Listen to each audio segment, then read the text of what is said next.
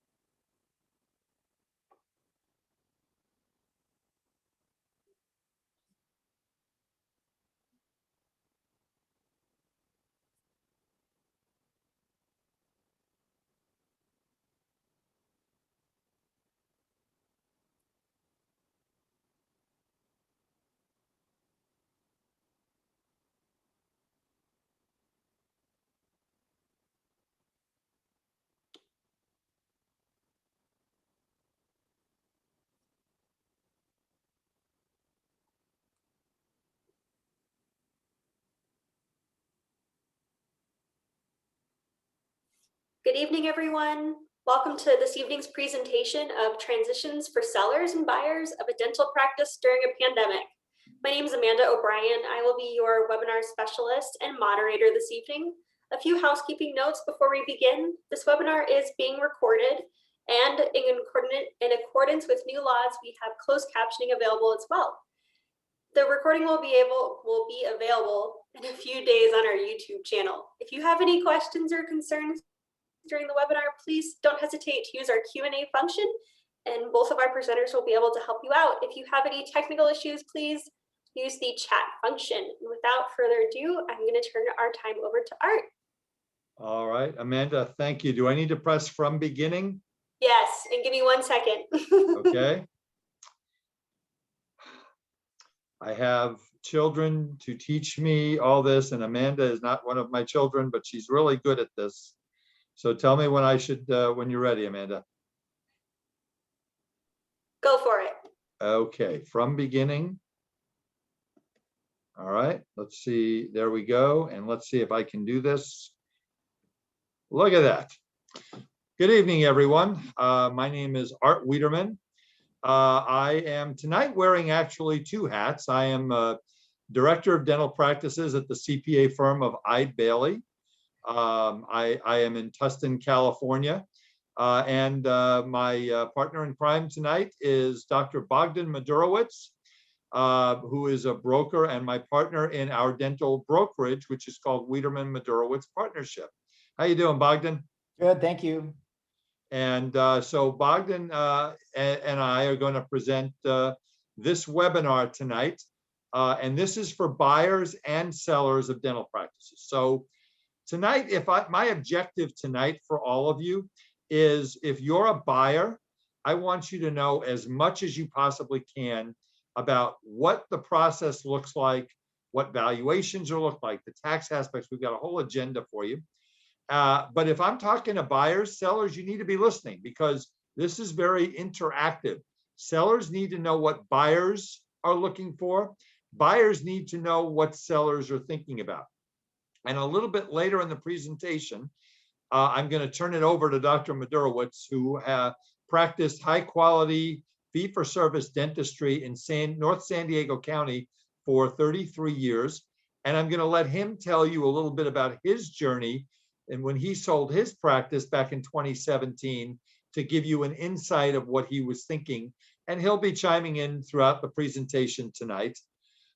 So just to let you all know that this is tonight is part of a 4-part series on transitions. The first part we did last month with dental attorney Pat Wood. Tonight is with myself and Dr. Madurowicz. Next month on March 17th, you're going to hear from my good friend Kathleen Johnson, who is a dental management consultant and is going to talk to you about the management side for buyers and sellers. What are buyers looking at when you look at the computer records? Sellers, what should you be doing to get your practice ready to sell from a management standpoint, getting your numbers up? I'm going to talk a little bit about that tonight, but Kathleen's going to get into great detail. And then the fourth one will be in April, and that will be with our friends from Bank of America Practice Solutions, and they're going to talk about, if you're a buyer, what do you need to do to get ready to borrow? And we're going to be talking about what the banks have to say tonight, because I talked to several of them this week, and I have a pretty good idea of what they're doing. I do want to point out on the screen here that I do a weekly podcast. If you haven't listened to it, it's called The Art of Dental Finance and Management with Art Wiederman, CPA. I've been doing it for a little over 2 years now. We're in our 115th episode, something like that. Today's episode that came out, I was very proud to have the privilege, I guess, to interview Dr. Clemenson, who is the president of the American Dental Association. And we had a great conversation. If you want to listen to that, this is how you subscribe. You can go to www.idebailey.com /dental-CPA-podcast. And then all of these webinars that we're doing. So let me go back. We're doing a year-long, every month, the second Wednesday of every month from 6 to 8. We're doing a business webinar, the business of dentistry. We're doing this track, which is 4 webinars on transitions, which the Dental Society's asked me to put together. And then we're doing a new dentist webinar. We did one last month, and we're doing one next Tuesday, the 23rd. So if you want to go and see all of these, if you want to revisit them, if you want to tell a friend who really wanted to see the webinar and they couldn't make it, you can go to our YouTube channel. They all live there at www.youtube.com/Eide. You can also go to our Eide Bailey webpage, our event page on our website, and it will tell you all the future events that we have coming up. I'd like to start off by thanking the executive directors of our 6 wonderful sponsoring dental societies who have been instrumental in getting this information out to all of you and helping you through this pandemic. I talk to them regularly. They are working tirelessly to try and to help with getting doctors vaccinated and all this stuff that's going on. Hopefully we're at the back end of this pandemic and we all have brighter days ahead. But I will tell you, I've talked to a lot of people, and dentistry is doing, knock wood, really, really well compared to some other professions and industries. We'll talk a little bit about that too. So I want to thank, from the Harbor Dental Society, Kristen Avina, who's kind of been the quarterback of this whole thing with me, Megan Francis from the Orange County Dental Society, Lee Adishian from the San Gabriel Valley Dental Society, Michelle Schneider from the West Los Angeles, I guess call it the Western Dental Society, Kurt Thornton from the San Fernando Valley Dental Society, and Greg Orloff from the Los Angeles Dental Society. I want to thank all 6 of them for doing everything that they've done to get the word out on these webinars. We have a lot to cover. I might go over a little over the 2 hours. I'll try to be respectful of that for everybody here. If my voice doesn't give out, which I promise you it won't, I've done this a couple times. So we got a lot to talk about. I'm going to give you a quick update on the government stimulus programs. And by the way, if you have a question, put it into the Q&A function, which is down at the bottom of your toolbar down there. And we'll get to the questions kind of as we go along. So we're going to start out talking about, a case study for retirement. Are you ready to do this? What do transitions look like in 2021? We're going to talk about that a lot tonight. How do we value a practice? What are the banks saying? I've got 4 different banks that I've talked to in the past 2 or 3 days have given me, these are our parameters and what we're lending. So you know what you're going to be up against when you go to get a loan. If you're thinking about selling it to a DSO, we're going to talk about that a little bit. Working with brokers, do we tell the staff that you're selling, factors, tax ramifications? So we have a lot of stuff to cover tonight. So let me get started by giving you kind of, this is not having to do with transitions, but I'm doing this on all of our webinars. Um, Everybody is interested in the PPP program and the HHS Provider Relief Fund. And then we have a new alphabet soup called ERTC, the Employee Retention Tax Credit. So right now, here's what you need to know at a very high level. And next month's webinar is going to be on this topic, is going to be on the stimulus programs. And you've got some great opportunities, doctors, to get some free government money. It's going to take a little bit of work. It's going to take a little help from your CPA. We have a list of people that we're going to be helping with this that's growing every day. So I'll explain real quickly how this works. So right now, round 2 of the PPP program is available. You should use your same bank. It requires a 25% reduction in your gross receipts for any calendar quarter, most likely for you the second quarter. You have until March 31 to apply.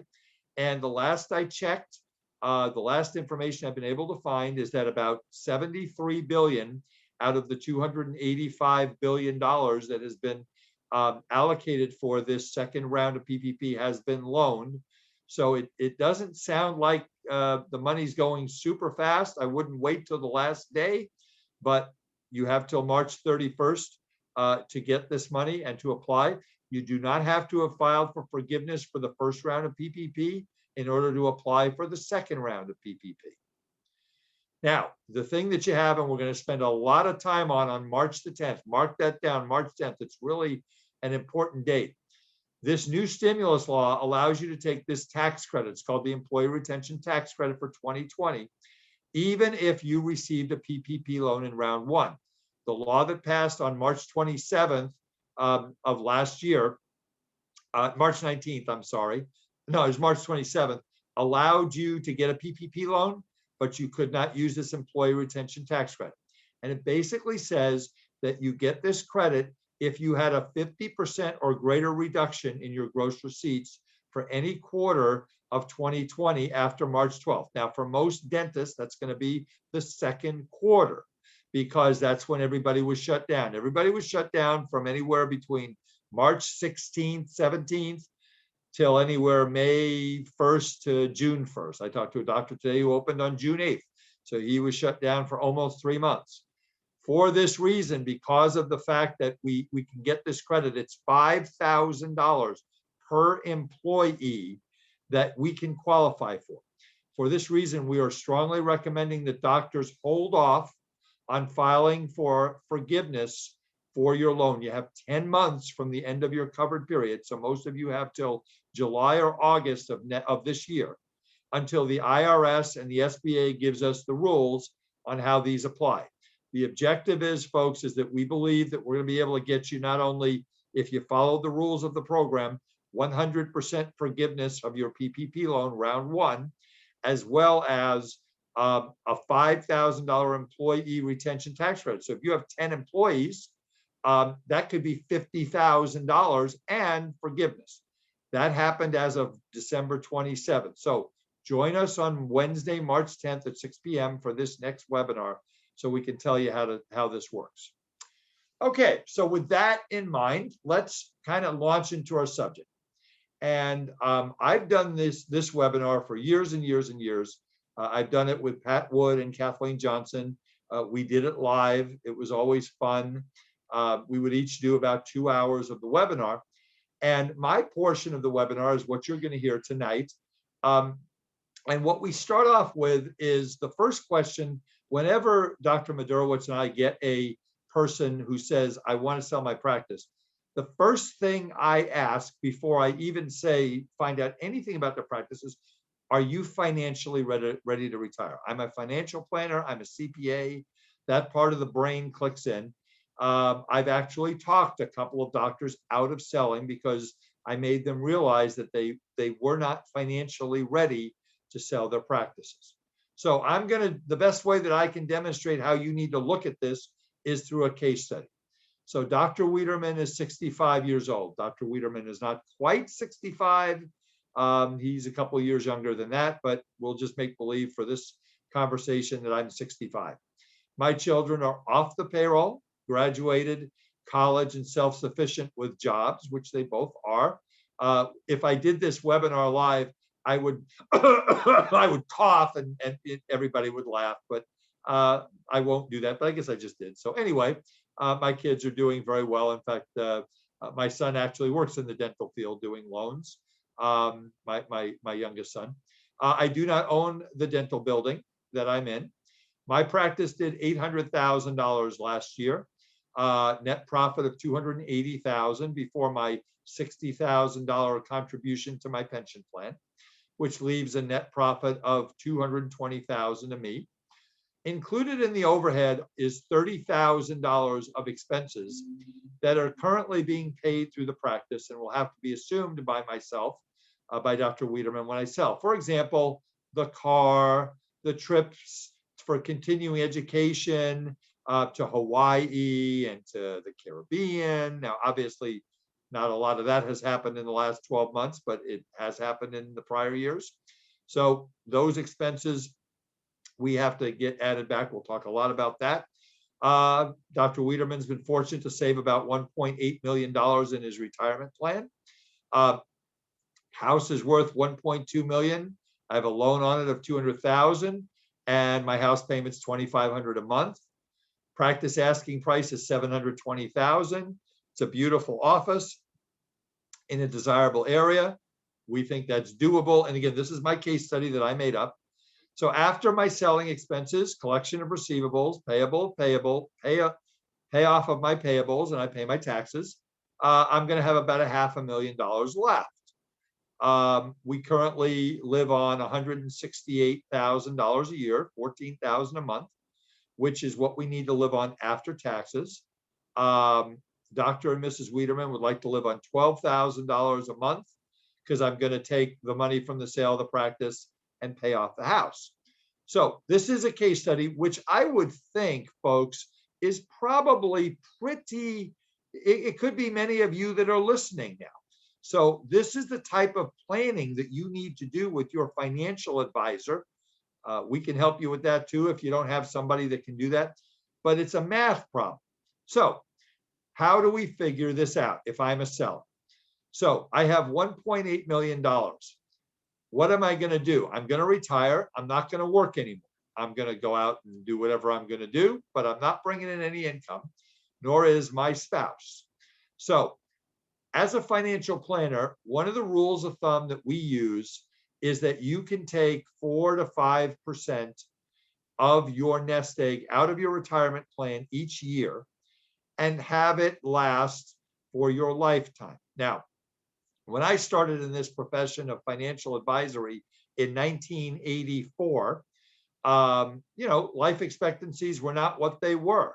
There was people would live maybe into their 70s on an average, and people would retire at 65 and they wouldn't have a lot of time. Well, let's fast forward 36 years, 37 years, folks. Medicine has become much more progressive. People are living into their 80s, 90s, 100s on a regular basis. However, what we do is we say this, we say the average return over the last 100 years in the stock market, which is where most of you folks have your money invested, is 7 to 9%. Now, I know you're going to look at me and say, all right, how can I bank on 7 to 9%? And the answer is that is what historically the stocks and equities and bonds have returned. Has it been a lot more volatile since 2008? And now that we're in a pandemic, what did the stock market do last year? It went crazy. What's it going to do when we get $2 trillion infused into it in the next 60 to 90 days, which is, from all indications, going to happen? It's going to go crazy. So the fact is that if you take 7 to 9%, and you subtract from that inflation, maybe you take 6 to 7%. Inflation has been very, very low. And that's why a lot of things have gone well. If we start getting inflation, that's going to raise interest rates and a lot of bad things are going to happen. But at the moment, that's not happening. We have a pretty good idea from 2008 and from this pandemic. The Federal Reserve is a very, very smart people in it. Janet Yellen, who was the head of the Federal Reserve, is now the Secretary of the Treasury. So there's a lot of really smart people out there that are going to be helping with this. So what I do is I take, say, 7%, subtract maybe 2.5% inflation, and that's what I can take out every year. In this case, I used 4.5%. Can you take out 5%? Maybe you retire when you're 75. Maybe you have a plan on a 20-year life expectancy. So in this case, I can pull 81,000 a year out of my retirement plan and have it last forever, hopefully. My Social Security income between my wife and I is $36,000 a year. I have income from personal investments at $10,000. So I have $127,000. Well, what do I need?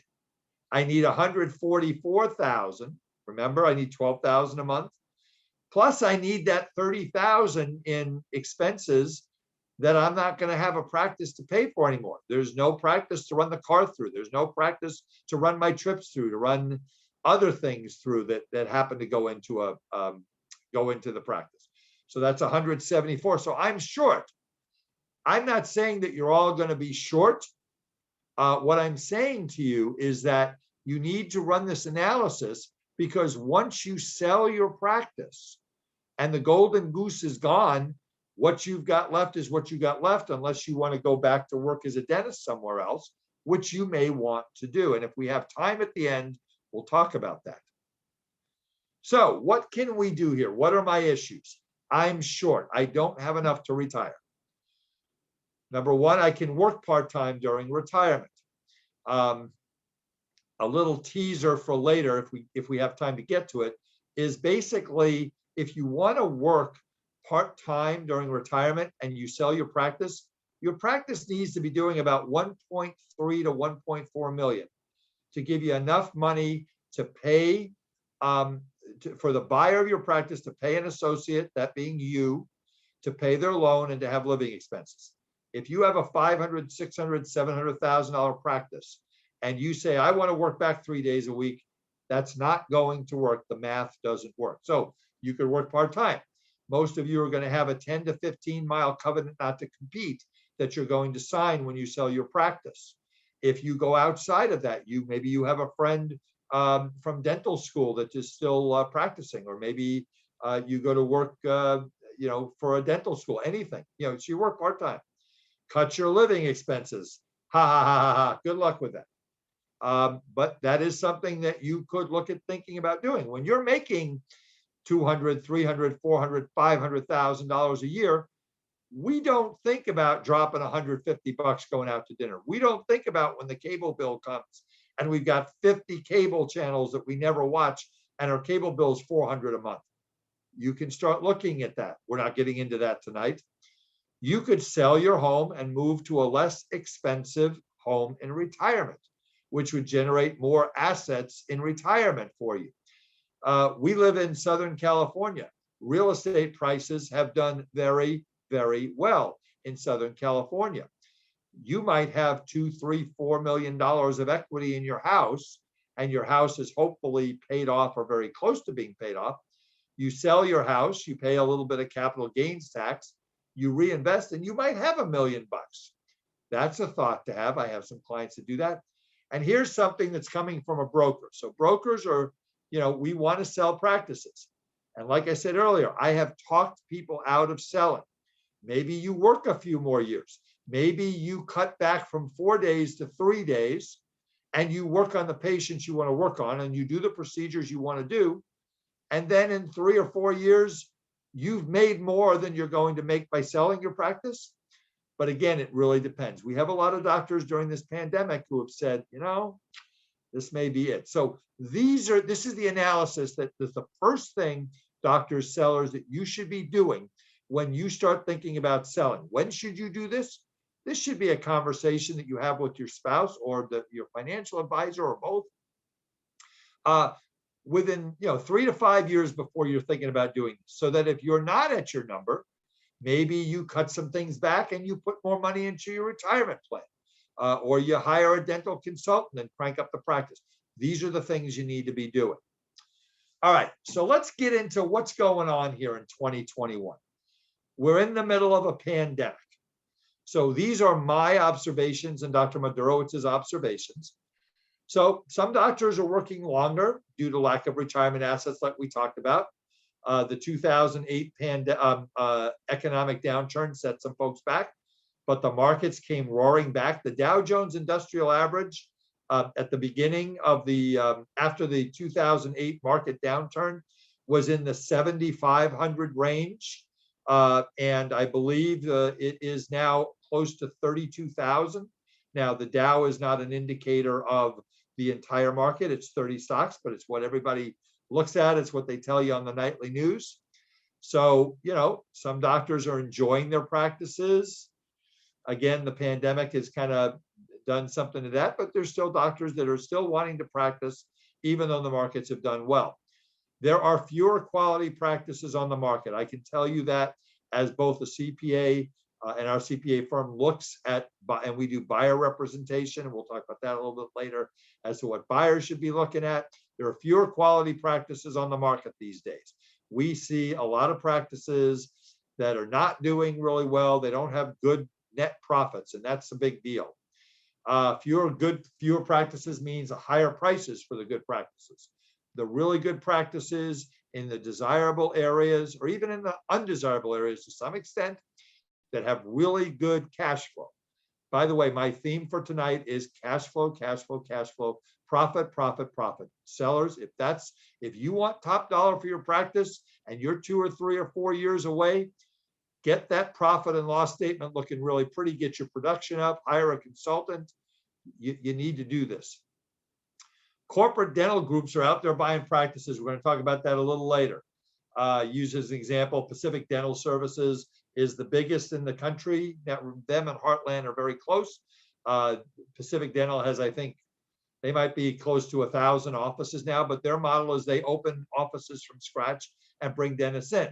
Other groups like Heartland will buy your practice, and they will, give you an incentive there. And there's a lot of groups out there that own 5 to 50 practices or more, and this is growing. We'll talk about that a little later. Delta Dental is a big issue. If you're a Delta Premier only provider, your buying doctor, and buyers, be aware of this if you're not aware, buying doctors are not going to be able to be a Premier only provider. So there is going to be an adjustment potentially in your revenues. So we'll talk about that a little bit later. Buyers seem to be much more detailed. The advisors are asking for a lot more information. Buyers are a little more skeptical and nervous about buying. I mean, you're talking about a big investment. You're in the middle of a pandemic. We have a new administration. We are all very hopeful that they will be successful, but we don't know. There are fewer associate jobs out there. There are more buyers looking to buy, which makes it a little more of a seller's market. Again, depends on where you are.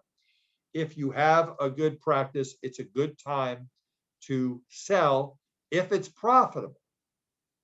Okay, so what happened last year? How did the pandemic affect sales? So when this thing hit in the middle of March, practice sales stopped. I mean, the business just stopped. Everybody, if there were some sales in process, we saw a couple of them finish, but people obviously pulled out because they didn't know what was going to happen. But once dental offices reopened back in June, May, June, and everybody started to see that the pent-up demand was happening and people were starting to produce.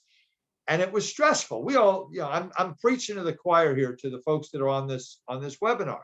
You had to learn how to use PPE. You had to socially distance. You had to learn all the CDC recommended requirements. The ADA came through with their toolkit, their toolbox, as they called it. So it was really hard, and people were they didn't know what to think. And when people are being asked to spend hundreds of thousands or over $1 million, they tend to say, time out. I'm not going to do this now. I'm going to wait a little bit. So when we got into June, July, August, it started opening up a little bit. A lot of the banks were not lending. There were only 1 or 2 of the major dental lenders that were lending. A couple of the major ones were not lending until the end of the year. what banks were requiring was 80 to 100% of pre-pandemic production for the first several months following an opening. I mean, they would come back and say, we will approve your loan for $700,000 to buy Dr. WIEDERMAN'S practice. However, we need to see production for June, July, and August. And if it's not 80 to 90% or 90 to 100%, it depends on the bank, they're all different, of what their production was in the year previous when there was not a pandemic, they wouldn't make the loan or they cut the loan back. That's what was happening. So once we got towards the end of the year, valuations were made using 2019 numbers, which is still going on. And I'm going to go into that in detail with you as we go along here. It's almost like there was not a pandemic. There is really not a huge discount today in values of practices that are being listed because of the pandemic. At the beginning, sellers were, they were using 2019 valuations. Buyers were looking at the valuations and saying, wait a minute, this is not right. I want you to carry some money. I'm not sure this is going to work. It's changing. It's getting a lot more like it was, which I'll share with you in a little bit here. Some dentists got through this pandemic, opened their offices and said, you know what? I'm done. I don't want to do this anymore. So some more practices have come on, but not a ton, but it's busy out there. Buyers are definitely moving forward. Buyers are realizing that there's not a lot of associate jobs out there. So they're saying my best shot of being able to really do well is to buy a practice. So buyers are out there buying. So at the end of the day, practices are not being discounted due to the pandemic unless they either have low profit or they have not come back to pretty darn close to where they were. Okay. So let's get into what the banks are saying. Now, I want to be real clear about this for all of you listening on this webinar. Just because if a practice is listed at $800,000, if a bank says we are going to lend $700,000 on this, that does not mean the practice is worth $700,000. That means that based on the bank's underwriting requirements and rules, which you will hear from my friend Justin Klingshirn at Bank of America in April, he's going to walk you through some examples of how this works. If you don't meet the 1.25 or 1.20 test for cash flow that the banks go through with the practice and your personal expenses, then they're only going to loan you a certain amount of money. Doesn't mean that that's what the practice is worth. So banks are not financing as much practices that do not cash flow. If the cash flow is bad, the banks are also being very conservative. They have regulators that are looking at everything. Practices under $500,000 are hard to sell. They're hard to sell because the cash flow sometimes isn't great. And they're also hard to sell because a buyer is going to look at this and say, wait, if the practice makes 150 grand on a gross of 500, and then I have to pay a bank loan, there's not enough money to live, pay my student loan debt, all this kind of stuff. So bankers are reviewing 2019 month by month. They're reviewing 2020, and up to the month that they're submitted to underwriting, they're looking at how is this practice doing? Where is it? Is it staying stable? Is it going down? What's going on? So for the sellers out there, if you're getting close to selling or you're in contract, you cannot take your foot off the gas pedal, because if you were doing $80,000 a month in your practice and now you're in contract and we're at the end of, middle to end of February of 2021, and your practice sale is going to close April 15th, April 30th, that underwriter, that bank is going to be looking at your numbers right up to the last minute of this sale. And if you are dropping off, that buyer might have an issue and the bank could come back. Now, I talked to one of the bankers today who's been in the business for 30 years. He says, Art, we're going to figure this out earlier rather than later. But again, the banks have very specific rules. Lots of practices have issues. Pent-up demand is gone. So the key for my sellers out there is put your foot down and put your foot on the gas and put it to the floor. Let's crank this thing up so that there's no doubt that the bank is going to make the loan. So banks are generally going to loan 75 to 90% of the prior 6 months collections. That's what one bank told me today, annualized, including working capital. So let's just say for a year, they're going to look at 2019. They're going to look at some of the months of 2020. And for example, here's what some of these banks have said. So well, let me go back to this one. So, the first one said, we're going to loan 75 to 90% based on the last 6 months. So let's say we get somebody in contract today, it's February, they're going to look at August, September, they're going to look at September, October, November, December, January, February. And that's what they're going to look at. They're going to say, that is a really good indication. And they're going to look at 2019. Looking at the 2020 numbers is really not fair.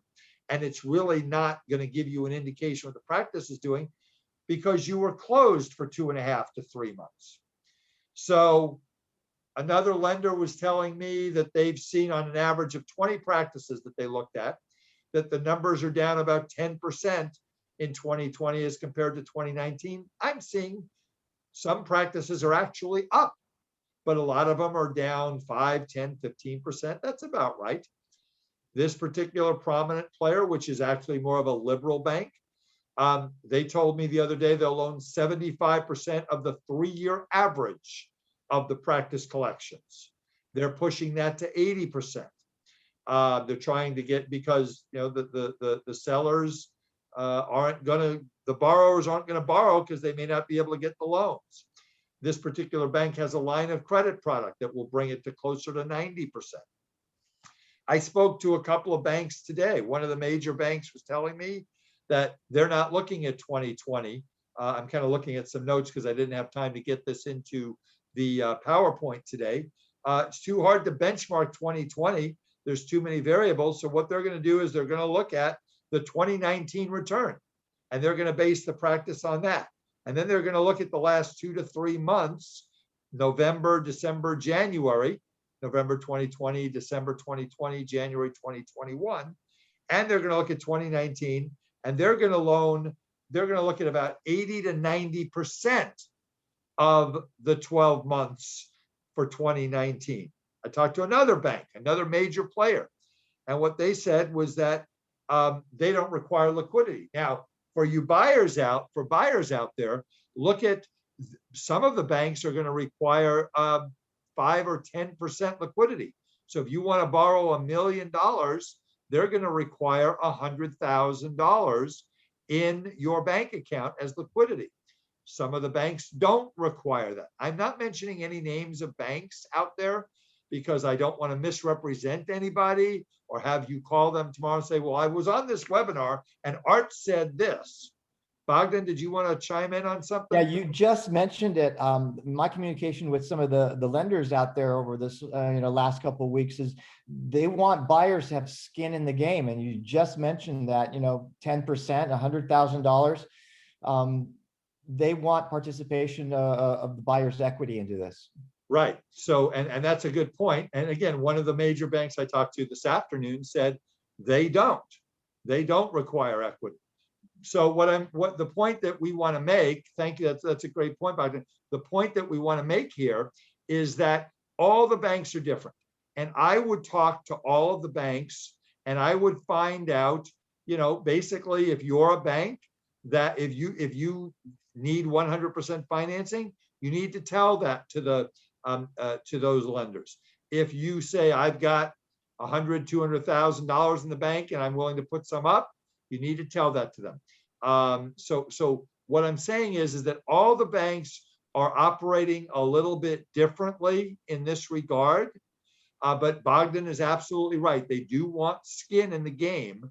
Some buyers are asking sellers to carry paperback. We don't see that a lot. We don't recommend it for sellers because it's pretty much an unsecured loan. Because remember, if you sell your practice for $800,000 and you get $720,000 of cash and $80,000 you carry back in a loan, the bank has what's called a UCC1 filing against your assets. It's similar to a bank when you buy your home having a first trust deed. It's like a first trust deed on all your dental equipment. So if the buyer defaults on that $720,000 loan, you're never going to see your $80,000. So if you're going to carry paper and you want to get out, what we're telling sellers is you sold your practice for $720,000. Just be aware. And any payments you get is you should say thank you and be happy and consider yourself lucky. Okay. So this other bank, I was saying, they'll go 85% loan to value, might go 90. And what we've been finding is that the banks will go higher if the cash flow is good and if they trust the numbers, the sources of the numbers. This bank is looking at 2019 numbers. They're looking at 2020. How did it recover? So the banks are looking at how did your practice recover? If you didn't recover really well and your numbers were down for whatever reason, you might consider holding off for 3 to 6 to 9 months to sell your practice until the numbers look better. This bank is going to look at a month-to-month production and collections for 2020. How many days were you open before the pandemic? How many days are you open now after the pandemic? Did you lose any staff? You got to understand, folks, that the banks are very sophisticated. They're looking at thousands and thousands of dental practice loans. They know what they're looking for. And their underwriters set the parameters of what this is going to be. So the whole point is that not every bank is created equal. They're all going to be different, and they're all going to have a little bit different rules. You know, if you've got liquidity, there are some banks you should go to. You can certainly, we can point you towards them. I don't want to mention any names on the podcast, on the webinar tonight. But we can certainly point you. There are probably 4 to 6 major players in the Southern California market that do dental loans for purchases. They're all friends of Dr. Madurowicz's and mine. We know them well, and they all work very hard, and they all want to make loans to you because that's how they get paid. But the bottom line is, if it's a bad practice, they're not going to make that loan. Okay, so let's go a little summary on this. Buyers, you either might have to put some of your own money in as a down payment. That's what Bogdan was saying, skin in the game. You might have the sellers asked to carry a note. Sellers, here's the deal. If your practice sale is $2 million and the bank is going to loan $1,925,000, okay, that's like saying, okay, you know what? I'm doing a full mouth rehab. I'm doing, 20 crowns. The case is $70,000, but my borrower can only get approved for X and has 60,000. And would you take payments on 10,000? Gladly. This is the same thing. Your practice is going to sell for 2 million and you're going to get $1,925,000 up front and carry 75. Don't be greedy. You might consider doing that. Now, if the practice sale is $1 million and once you carry 300,000, as a financial advisor, I probably would not recommend that. Sellers are generally not willing to carry a note as it's unsecured, like I mentioned. Some banks will go above their limits if the practice is a good practice. Buyers, if you're looking to practice that you like, but the cash flow is not great and you need 100% financing, you need to before you start looking, get yourself pre-approved. Now, they will give you an approval, say, we will approve based on your living expenses that you can buy a practice that grosses up to 1.1 million. And if you get that, that's wonderful. It doesn't mean you're approved. It just means that your credit is good. I would also recommend for my buyers out there that you contact one or more, you only need one of the dental lenders, and you say to them, run my credit report. Let's see what it looks like.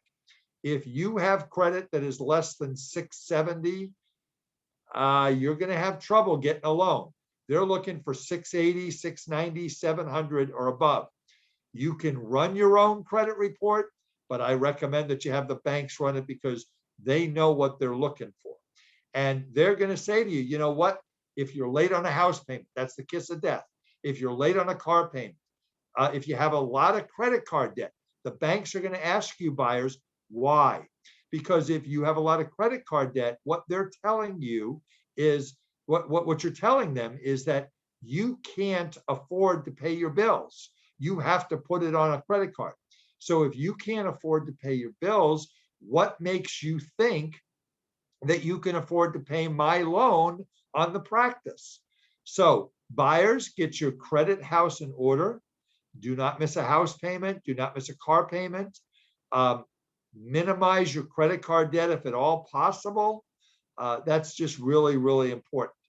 Higher profitability, good collections for the last quarter of 2020 are going to really help sellers get the buyers financed. Because remember, my buyers out there are wonderful, wonderful young men and women, and they're getting started. They're coming out of school. Think about it. Think about it, sellers. When you came out of dental school, I know you can't answer me. How much debt did you have at your dental school? If you graduated in the 80s, which is where many of you who are looking at selling would have graduated in the 70s and 80s, you might have had, I don't know, $20,000, $30,000, $50,000 of school loan debt. Today, the average school debt is $250,000 to $300,000. But whenever somebody tells me that, I say, you need to come to California, because in California, it's closer to $400,000 to $600,000, especially if you go through a GPR. And so it's an issue that buyers have, that they have these expenses coming right out of school, and they have student loans. So sellers, we need to be cognizant of the fact that these buyers are, they're trying to qualify for 100% financing. So, okay, let's see. We have a question.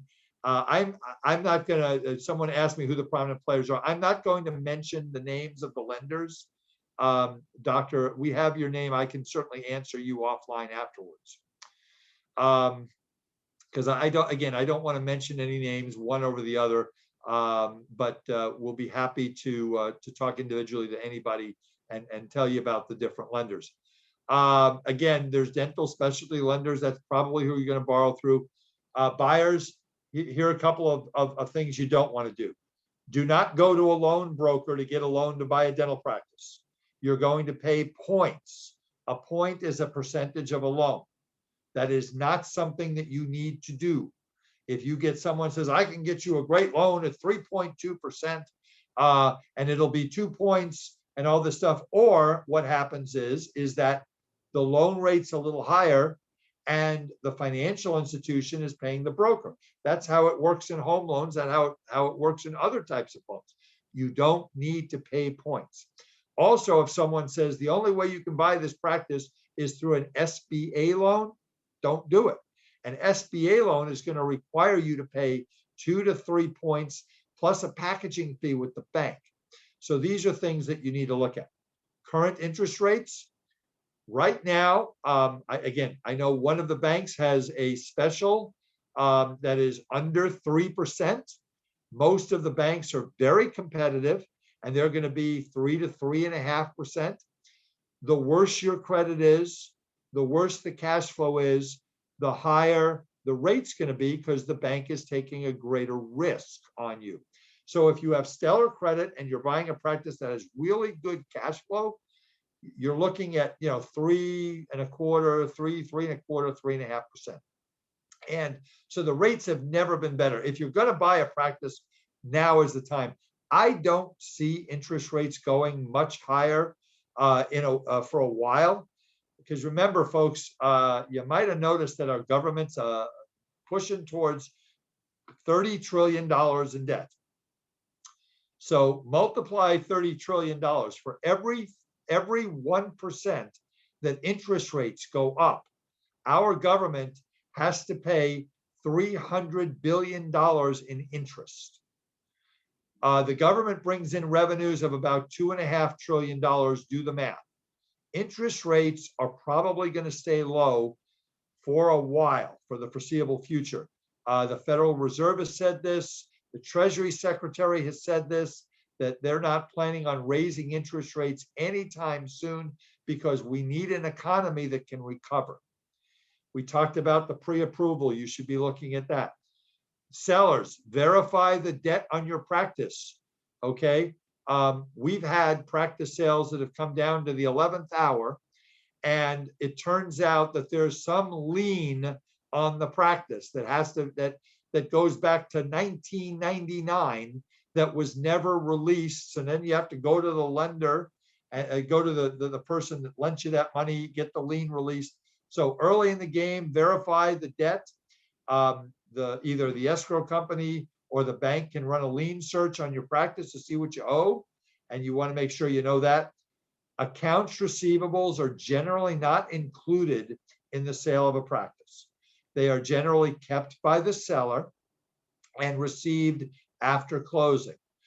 Sometimes we have the sellers will include it in the price, and we negotiate. Usually not, we don't want to take 50 cents on the dollar because we know we can collect more than that. However, sometimes the seller just doesn't want to deal with the collection of the receivables. And usually if the receivables are collected by the buyer's staff will spend the money, will be paid to collect the money, and then you pay it over to the seller, and there's a 5% fee based on what they collect. One thing you do need to know, sellers, if you're in the process of selling, if you have a PPP loan and you're a seller, under promulgation set out by the SBA on the 2nd of October of last year, you're required to file for forgiveness prior to selling your practice, and you're going to want to, because if you don't, you may not meet the rules for getting forgiveness. You're going to be required, if you haven't gotten a full forgiveness determination, to deposit the amount of your PPP loan into an interest-bearing escrow account, which is basically if you sell your practice for $900,000 and you get an $80,000 PPP loan, $80,000 goes into a bank with the lender that made you the PPP loan. As soon as you get full forgiveness, then you send that to the bank, they release your money, and you get it. But the government says, gee, if you sell your business and we don't give you full forgiveness of your PPP loan, that's a problem. We can't get our money. Okay, let's see here. Amanda, I might need your help here because the slide is not advancing now. Let's see here. 1 second, let me look. Okay. Okay. All right, now let me see. Let me go back here. I'm sorry, folks. Yeah, this is the next slide. So one thing for buyers of practices, if you are buying a practice, you can get a second round PPP loan. If the seller was in business in order to get a PPP loan, you have to have been in business on February 15th of 2020. Well, if you're buying a practice in 2021, you were not in business in 2020, but your seller was, okay? So you have an opportunity to go back to the seller and get his or her PPP information. Still not advancing, Amanda. Need your help. Oh, darn it. Okay. Well, it advanced. It's just really hard. So Amanda, kind of keep an eye on the screen. I might need your help here. So if you bought a practice, if you buy a practice after February of 2020, and you meet the eligible criteria, as long as the business qualified and it had a greater than 25% reduction, you can apply for a second round PPP loan. So if you have just bought a practice or in the process of closing, and maybe you're going to close as a buyer in the next month, and it's before March 31, and you want to get a PPP loan round 2, you can get that. You can get that loan, which is going to help you because it's based on the prior owner's income and reduction of income, et cetera. So be aware of that, folks. All right. Yeah, there we go. All right, I'm just gonna have to press the button hard. Okay, let's talk about how we value practices in today's market. When I came into this business of being a dental CPA, I've been a broker for about 15 years. When I came into this business, practices across the country were valued at about 60 to 80% of the prior 12 months collections.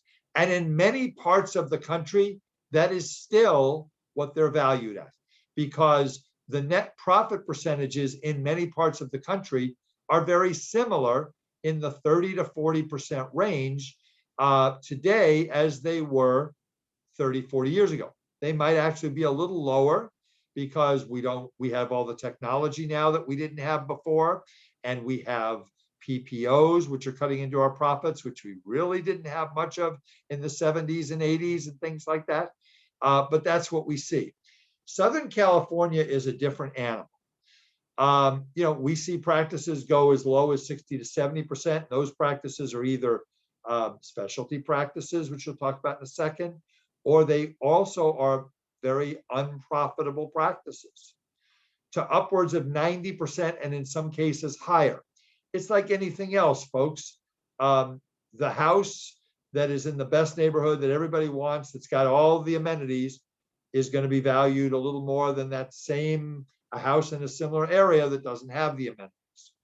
So right now in Orange County and Los Angeles County, you're looking at 80 to 90% of the prior 12 months. Some cases a little lower, but most of them we're seeing come in at 80 to 85, 90%. We also look at the profitability. So when Dr. Madurowicz and I do our opinion of value, when we go to a seller and we ask them, we say, what do you want to list your practice for?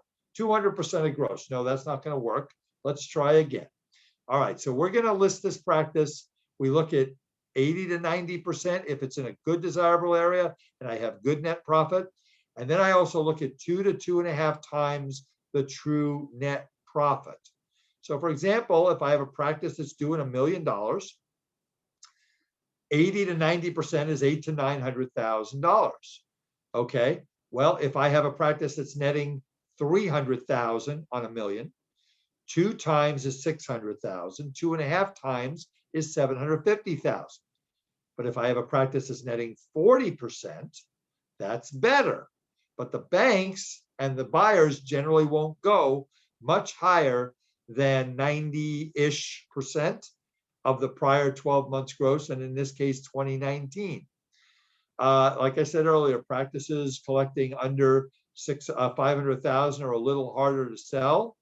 The specialty, if there's any specialists out there, the specialty practices, endo and perio are really hard. If you're a periodontist and you want to sell and you have a big practice, you might seriously consider bringing an associate in and doing a staged sale, a staged buyout. We sold a perio practice right before the pandemic. In fact, it closed about 3 weeks before the pandemic hit. We have other perio practices that we're aware of that have been on the market 2, 3, 4, 5 years. Beautiful practices, great profitability. They're hard to sell. Endo practices are hard to sell. Oral surgery practices are selling, and ortho practices are also selling at these percentages. There are specialty DSOs, which we'll talk about DSOs in a little bit, that are buying endo, that are buying pedo, that are buying perio, that are buying ortho. That might be an option, that are buying oral surgery. It might be an option for you to take a look at. Okay, so this is the general valuation of what we're looking at in today's marketplace. Okay, and I'm trying to, oh, Amanda, this is, there we go. It's just taking a lot of pushes of the button. So the pandemic, folks, really hasn't affected the valuations.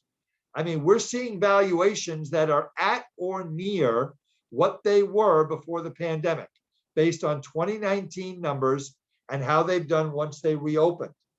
So the higher your production per month in 2021 is going to be, the better chance that you're going to be able to sell for a higher price. Bogdan, I'm going to go ahead and take some questions here. Yeah, we'll have to give you, again, we'll give you a list of the bank. I mean, I guess we can mention the names of the banks. I just don't want to say this bank does this or this bank does that, because I don't want to get it wrong, and it depends on a lot of things.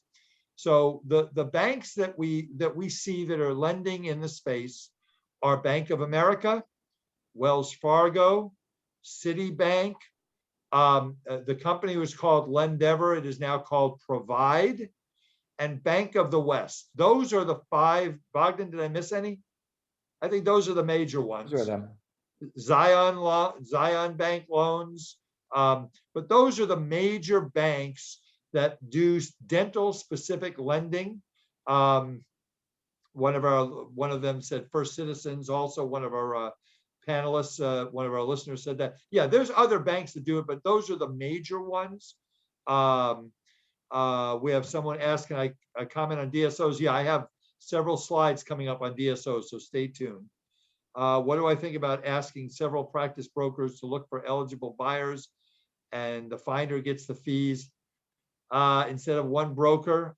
So you're saying if you're a buyer or seller to look, so you're saying to make it a non-exclusive listing, okay? So that's a good question. There's a slide where we talk about brokers, but Bogdan, we can bring this up now. The brokers will generally not do a non-exclusive listing. They will want an exclusive listing because there's really we're all dealing with the same buyer pool, and most of the brokers will generally ask for an exclusive listing instead of a non-exclusive. That's just what happens. That doesn't mean in a particular case it might not happen, but do I think it's a great? Yeah, it's a great idea for you. It's very different than the market for buying houses.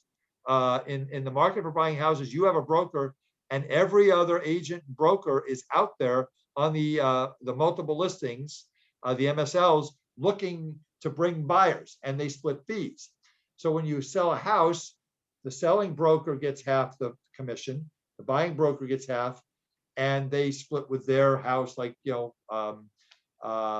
Century 21 or something like that. Doesn't work that way, and I'll get to that. We have a slide on brokers.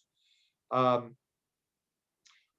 does PPP work if one sells 49%? I think if it's over 20% of your equity, you have to follow the rules I mentioned. And then another question was, can I define true net profit? So true net profit is going to be the number off your tax returns. So your net profit, and then we're going to add back the seller's salary. We're going to add back the payroll taxes for the seller. We're going to add back the seller's pension contribution, depreciation, interest, amortization, all those things that are not expenses the seller is going to have.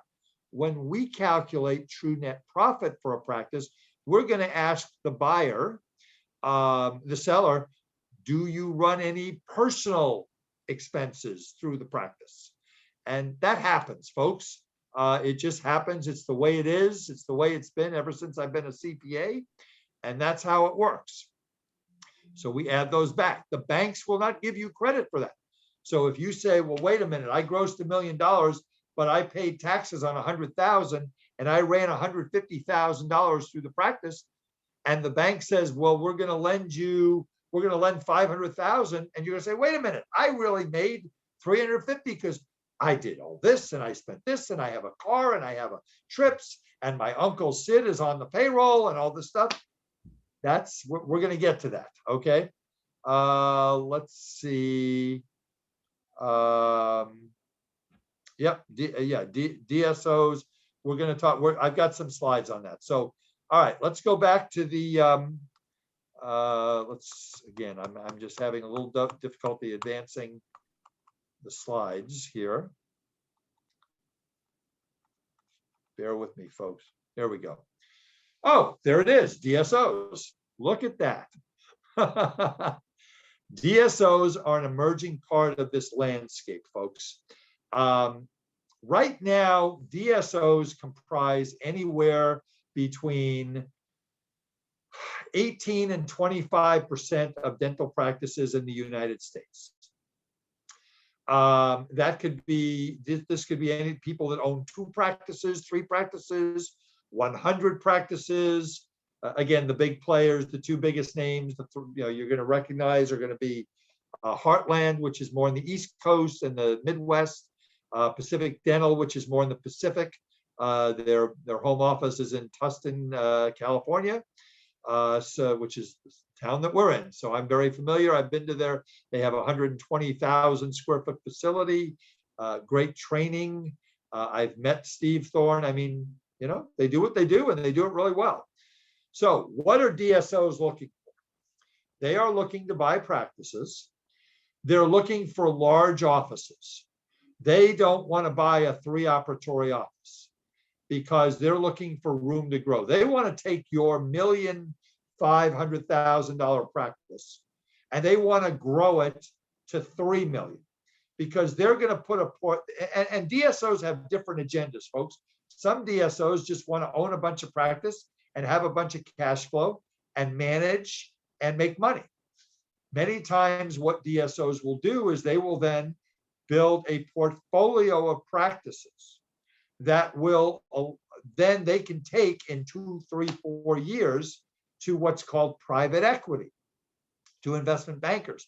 Private equity and investment bankers love dentistry. Why? Because it cash flows, it makes money, it's consistent. You guys, dentists make money, they pay their bills. That is why, if you think about it, if you look at the dental lenders that are out there, look at the names of the banks I mentioned: Bank of America, Wells Fargo, Citibank, Bank of the West. These are the biggest banks in the country. They have all chosen to lend money to you guys because you're a good risk and you have the lowest default rate. Well, the private equity likes you too because they're looking at cash flow. These DSOs are looking to be able to bring all the work that's currently being referred out in-house. Now, I know there are probably specialists on this call. It's a conversation I'm not going into, but that is what DSOs do.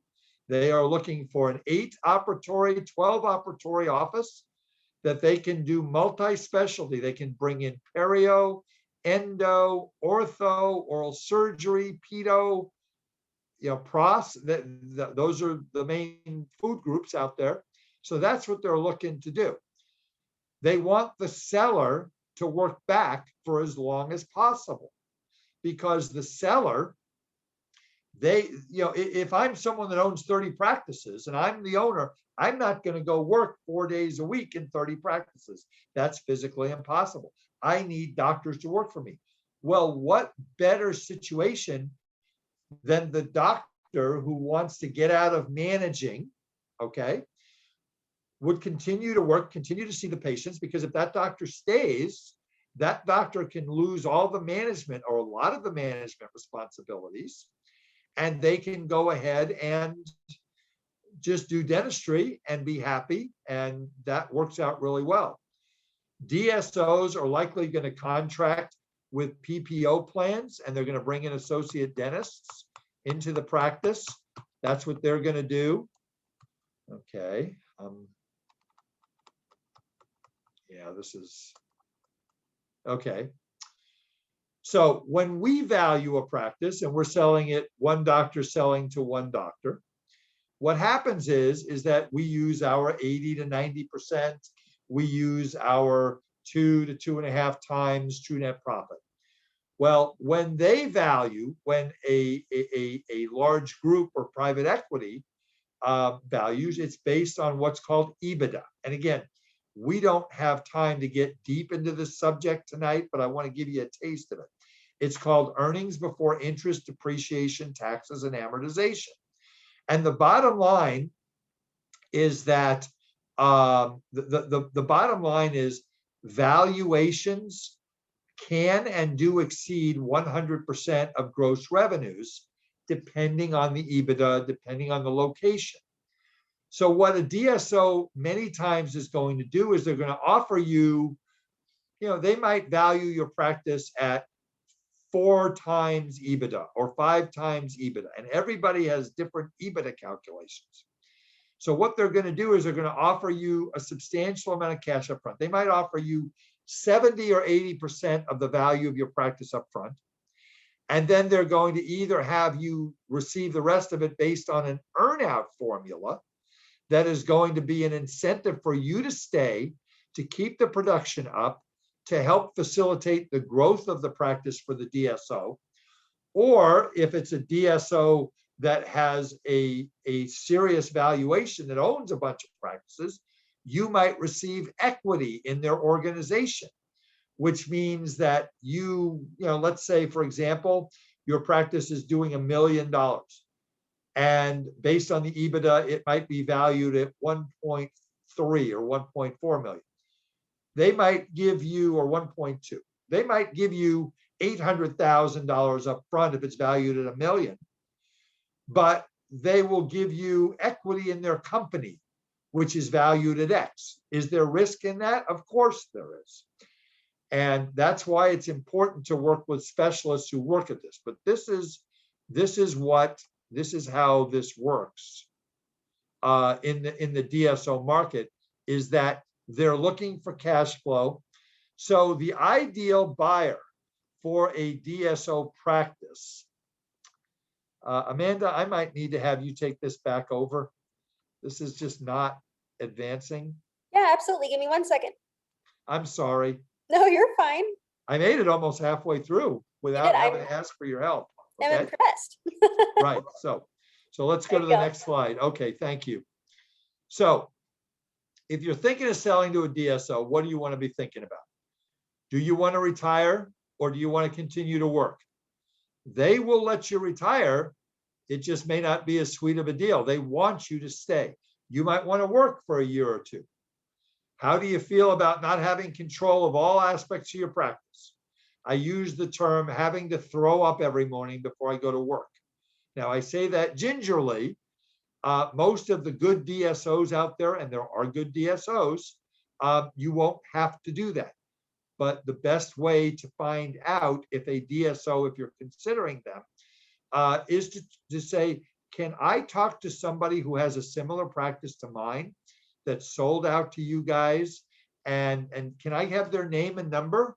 And they should give it to you. It's kind of like if you're going to go hire an investment advisor, and that investment advisor, you don't know them, you heard about them, whatever, you would like to get a couple of referrals from them. Now, they're going to give you the best referrals, of course they are. But the one thing is you can look at their reviews online. You can talk to your colleagues. And there are specialty brokers out there. Do not take unsolicited calls from DSOs and start negotiating with them. Do not do that. Please do not do that. There are brokers out there. That is not what Dr. Madurowicz and I do, but we are very close partners with 2 or 3 of the folks that do this work. And we can certainly work with you on that.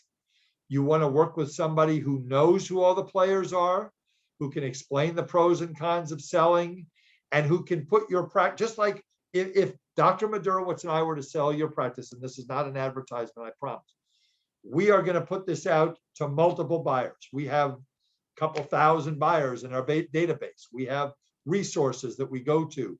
We advertise. We get lots of buyers that we send out 20, 30, 40, 50 prospectuses to sometimes on these practices. A lot of times you don't have to because they're really good and they go pretty quickly. But in the DSO market, there's a certain number of players. And those players, the brokers know the good, the bad, and the ugly about them. Okay. So you want to put your practice out to multiple DSOs so that you can get the best opportunity. If you just take a phone call from ABC DSO and they sing you a song and dance, it might be the worst decision you ever made in your life. Okay. So that's something to consider. Amanda, go ahead and go to the next slide, please.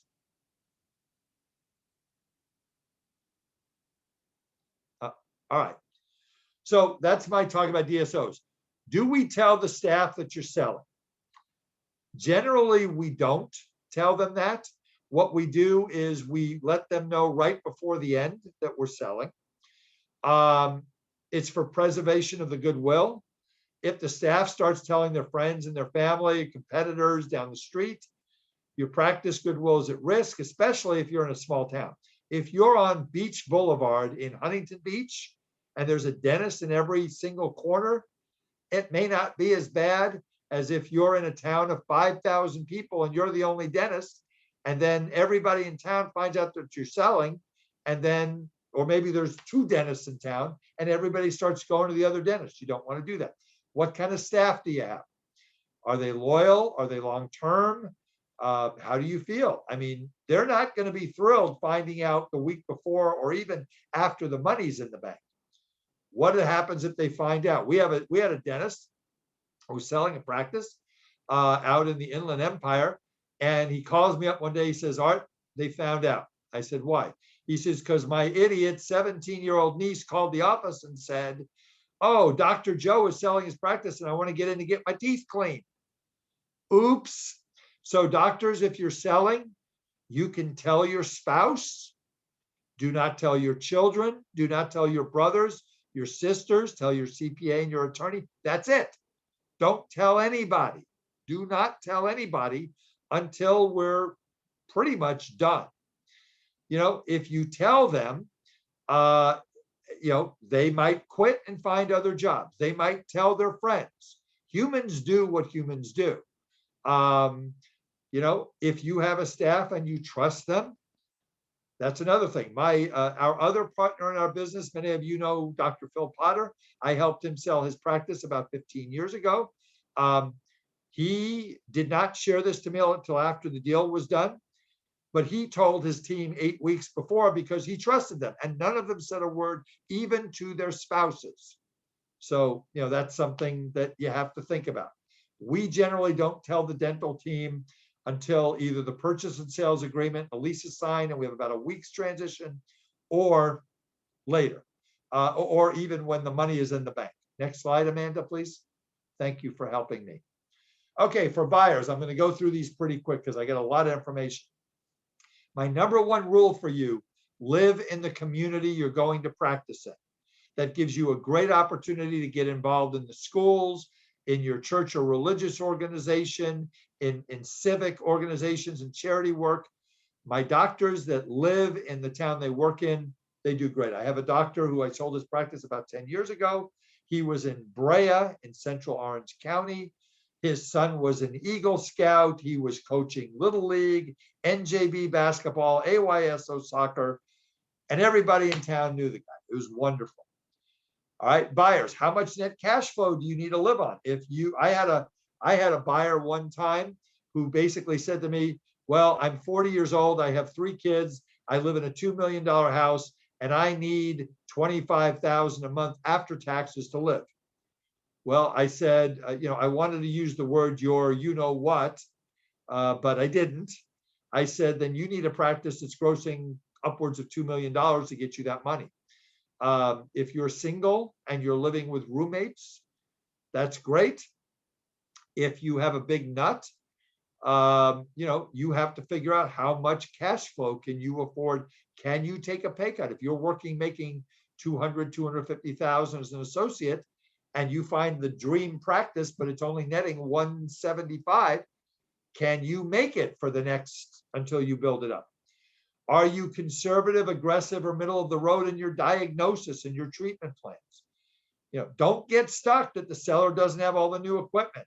And sellers, if you don't have all the new equipment and you're 6 months out, don't go buy it because you're not going to get that money back. If you go out and you buy a CAD cam, or you go buy a CBCT machine for 100, 150 grand, the price doesn't go up, not at all. So don't do that. And buyers, if there are dentists out there who are in their 60s and 70s who you're going to be looking at, who do not believe in digital x-ray, and I explain to them, and Dr. Madurowicz explains to them, that in this world, in the dental schools, the standard of care is digital x-ray. That is all the dental students learn, that's how they practice. So you might have to put into your budget $25,000 or $50,000 to buy that. Are you looking for a fee for service, PPO, HMO? What kind of a practice are you looking for? How many treatment rooms do you want? How big do you want to get? Do you want to be multi-specialty? Do you want to do specialty work yourself? What do you want to do? Next slide, Amanda. Okay, so these are the things that buyers should look at. I'm going to do this real quick, working with brokers. Dr. Maduro and I are wonderful, but I'm also partial. So that's kind of a partial comment. But, we brokers, we have experience in doing this. We have access to all the professionals. We have the buyers. Sellers, you need to keep working in your practice. If you start trying to do this yourself and find buyers and advertise yourself, I'm not saying you can't do it, but it's going to be more difficult. Your staff is going to find out. You can keep working in your practice, and the disadvantage is you got to pay us a commission. I will tell you, folks, Dr. Madurowitz and I do this work. We're very proud of the work that we do. We earn every dime of what we do. We probably spend 75 to 100 hours or more on every transaction. There's hundreds of texts and emails and communications and phone calls. It just kind of keeps going and going. So, most, probably 50 to 75% of the practices out there are listed by brokers. And it's like anything else. There's good players and there's bad players. Ask for references. That's what you want to do. Next slide, please. What's going to make your practice sellers more valuable? I can stop right here and just tell you it's high net profit. That's really what's going to make it. A seller if you have high net profit and your office has not been condemned by the health department, you're going to be okay. Modern equipment, computers, that's always nice. It's like anything else. Many of you have sold a home and you've heard of a stager. They don't have stagers for dental practice sales, but you want to make sure that you have a nicely painted office. You want to make sure it's bright and cheery, that the lights, if you're going to start selling, make sure the light bulbs are all working. I mean, what's the Johnson & Johnson commercial? You never get a second chance to make a first impression. You're trying to make a first impression to a buyer that says, buy. Location, location, location. A practice that is in Orange County is going to be very attractive, pretty much anywhere in Orange County. A practice that is out in other areas that are not as desirable may not be. Bogdan, you have a comment? Yeah, I would say that this is an important thing for all sellers to do, and it's often ignored. I think that the seller should walk into his practice with the eyes of a buyer or eyes of a patient, and take off the perspective of the seller and the owner, because we walk into the practice so many times just thinking about what's the first patient of the day. What am I going to say to my staff member? You have your mental day planned.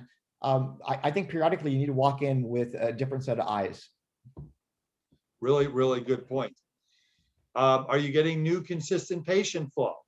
Buyers like to see that. But on the other hand, a lot of the doctors in their 60s and 70s, they don't market. Many of them don't have a website. They don't do social media.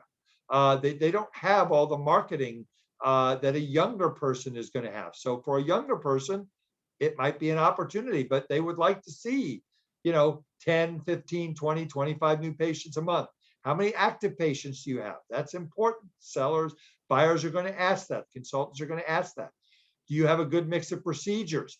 We had a practice where our CPA firm does buyer representation. And on buyer representation, we had one where my partner, Pam Chamberlain, she called me in. She said, this is a pedo practice, and 75% of the revenues come from IV sedation. So Pam says to the buyer, who's our client, do you do IV sedation? And the buyer says, no. He said, did the broker or did anybody tell you this? No. Well, that's why you need to do your due diligence. What kind of procedures? We sold a practice one time that had a lot of dentures. This was years ago. Is this crown and bridge? Is there a lot of ortho in the practice? Does the seller place implants and the buyer doesn't, or vice versa? Next slide, please, Amanda. Look at production, procedure analysis, operative versus restorative, cosmetics, implants. That's what Kathleen Johnson's going to talk about next month on March the 17th. You want to look, doctors, at the uncompleted treatment plan reports. How much work has not been done? If you don't have, if you have, $100,000 in $1 million practice on uncompleted treatment plans, the seller's done most of the work. So you want to look at that. Look at the hygiene department. Hygiene should be generating about 25 to 33% of the total production of the practice. Non-surgical periodontics and things like that should be about 1/3 of the hygiene, etc. Days of hygiene. How many days of hygiene? We got to look at the hygiene department. We got to look at PPO, HMO plans, fee for service. What kind of a practice do you have? Then we got to look at the overhead part of this, staff salaries and benefits. That should run about 20% of the total office production, not including hygiene. Lab and supply. Lab is about 6 to 9%. Supplies are 5 to 7%. Supplies are higher now because of the need for you guys to buy PPE and all that stuff. Advertising. Does your practice need to spend a lot of money on advertising? I mean, we see doctors should be spending 1 to 2% of their total revenues. We see some doctors spending $50,000, $100,000 on advertising. Is that good? Maybe not. Office rent regarding your lease. We'll talk about that in a minute. So my favorite thing, and this is the whole point that I want to make to you here, and this is really important, sellers. We have a CPA client who got audited. And the first year they got audited by the IRS, I was in a no-lose situation. I had not prepared the tax return, but I was now the CPA. So if I was able to get that dentist through the audit with a no change or even get money back, I'm a hero. If the other CPA screwed up the tax return and they owed, wasn't my fault. So I'm in a no-win situation. So the dentist says, Art, I'm going to send you my Bisinal account. I said, what is a Bisinal? He says, don't you know what Bisinal is? It's a combination of business and personal. It's Bisinal. It's a combination. And I laughed my head off. So doctors, you have won the war for 20, 30, 40 years. You have written off the kitchen sink. You have driven up the federal deficit. I don't have to ask you. I know you've done it. Some of you have done it more than others. Okay. Now is the time to say, I've won the war for 20 to 30 to 40 years. Maybe we lose a battle for a couple of years. And for the last 1 or 2 years before you sell, you clean up your P&L, you clean up your tax return, and then your practice looks really, really good to a buyer. If you are running $100, $150, $200,000 of personal expenses through, is a buyer going to be able to see through that? They might. Are you going to be able to explain it? You might. Is the bank going to give you credit for that? Nope. Nope, they're not. Next slide, please, Amanda.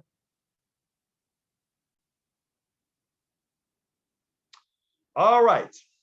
Bogdan, you're up. So now we have a word from Dr. Madurowicz. So I figured out a long time ago, I started doing this work by myself. And after a year, I figured I couldn't run a CPA practice and a dental practice and a brokerage practice. So I brought in my good friend, Dr. Phil Potter, who many of you know.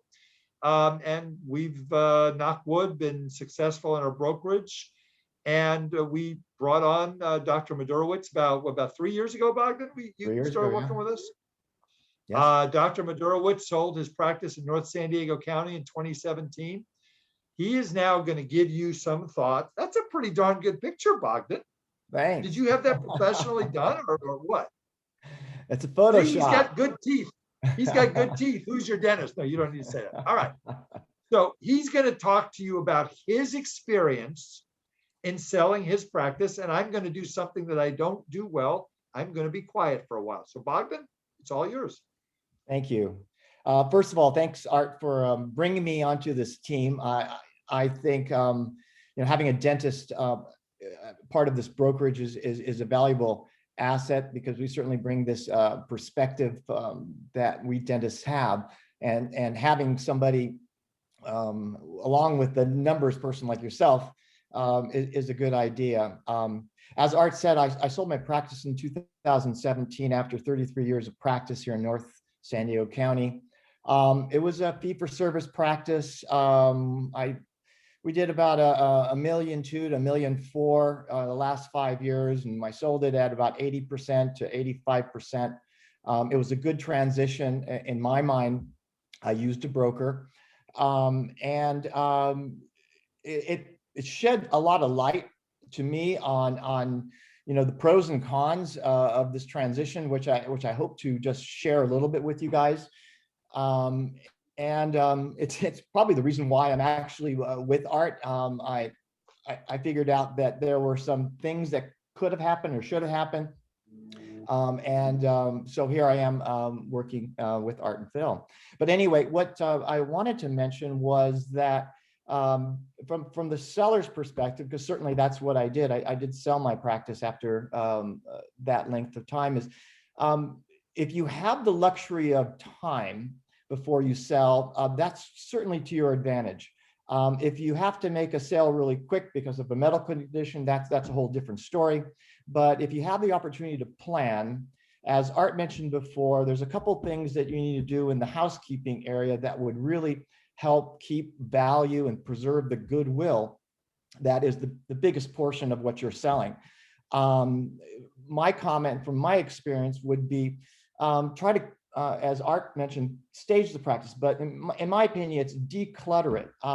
I think one of the things that most dentists tend to do is they've got all these projects going, and they've got boxes of things here, and their lab is packed with stuff and cases everywhere. I think when you're ready to sell, one of the first things you should do is walk into your office with those buyer's eyes and take a look at the space, see how much room there is. It doesn't have to look super neat, but it should be decluttered. I think that will allow the buyer to be able to feel like they can move into that space. The other thing I think that's really important, and Art did mention on this, and this was key in my transition, was the fact that I had the opportunity to make some changes year 2 and 3 before I sold, and that was to essentially to mitigate some of the expenses I ran through the business. Of course, as a business person, we want to run everything through. We want to zero the net income, so we pay the least amount of taxes. But in the end game, which you can't sell a practice that's not making money. So what you need to do if you have the opportunity to plan is to make sure that those expenses that you run through, you pull out. Have 2 or 3 good years of profitability and expect to pay taxes, pay the IRS, because the net result at the time of sale is your multiple of your profitability is going to pay you back dividends at the end, and it'll be at a different tax rate as well. So if you're paying tax on a gain, it's certainly better than paying tax on ordinary income. So as a seller, those are some of the comments I would say. If you have the opportunity to plan, lean out that P&L, make it more profitable. That will improve your sales price. From a buyer's perspective, what I would say is that there are so many brokers out there, and as Art said, we all share the same buyer pool. If you're a buyer coming into the market, you're probably going to be contacting several brokers. I don't think you're going to be contacting just one broker to see what he has to sell. You're probably going to be contacting the whole gamut. And so consequently, all the brokers have all the buyers. And so pick a broker that you feel comfortable with. And the whole idea of shopping through several brokers just kind of gives me it doesn't sound right to me. I don't think that's fair for either the buyer, the seller, or even the broker. Getting back to what maybe not do, obviously I would say don't tell your staff. The biggest thing that I see is that if the staff member finds out, the opportunity for the staff member to think a little bit about what they're going to do during this transition leads for an opportunity to consider moving away. So for the most part, I would say it's not smart to tell your staff. Prepare a bit, and don't settle for the first offer that comes in. Obviously, if what's really important to you, the sales price, maybe you're planning towards what that sales price is. Maybe you're planning to sell and your wealth planning and your retirement planning isn't to par. So the very first question are asked, I mean, are you ready to sell, becomes really important. For a seller, be prepared to help afterwards. I think the second thing that's most important is plan to stay a little bit after. The most successful transition is one where the seller participates, is the goodwill ambassador after the transition, introduces the buyer, afterwards is active in the practice, is more or less the Walmart greeter in the waiting room, making these introductions. And getting back to the buyer, I think one more thing that the buyer should do in this transition, it's just from my experience, is do not change a thing. I think there are some people out there that have to make it their own. And my opinion is that if you are that person, give it a little bit of time. Let 6 months or a year go by, and make some changes slowly after you speak to the staff and get their opinion.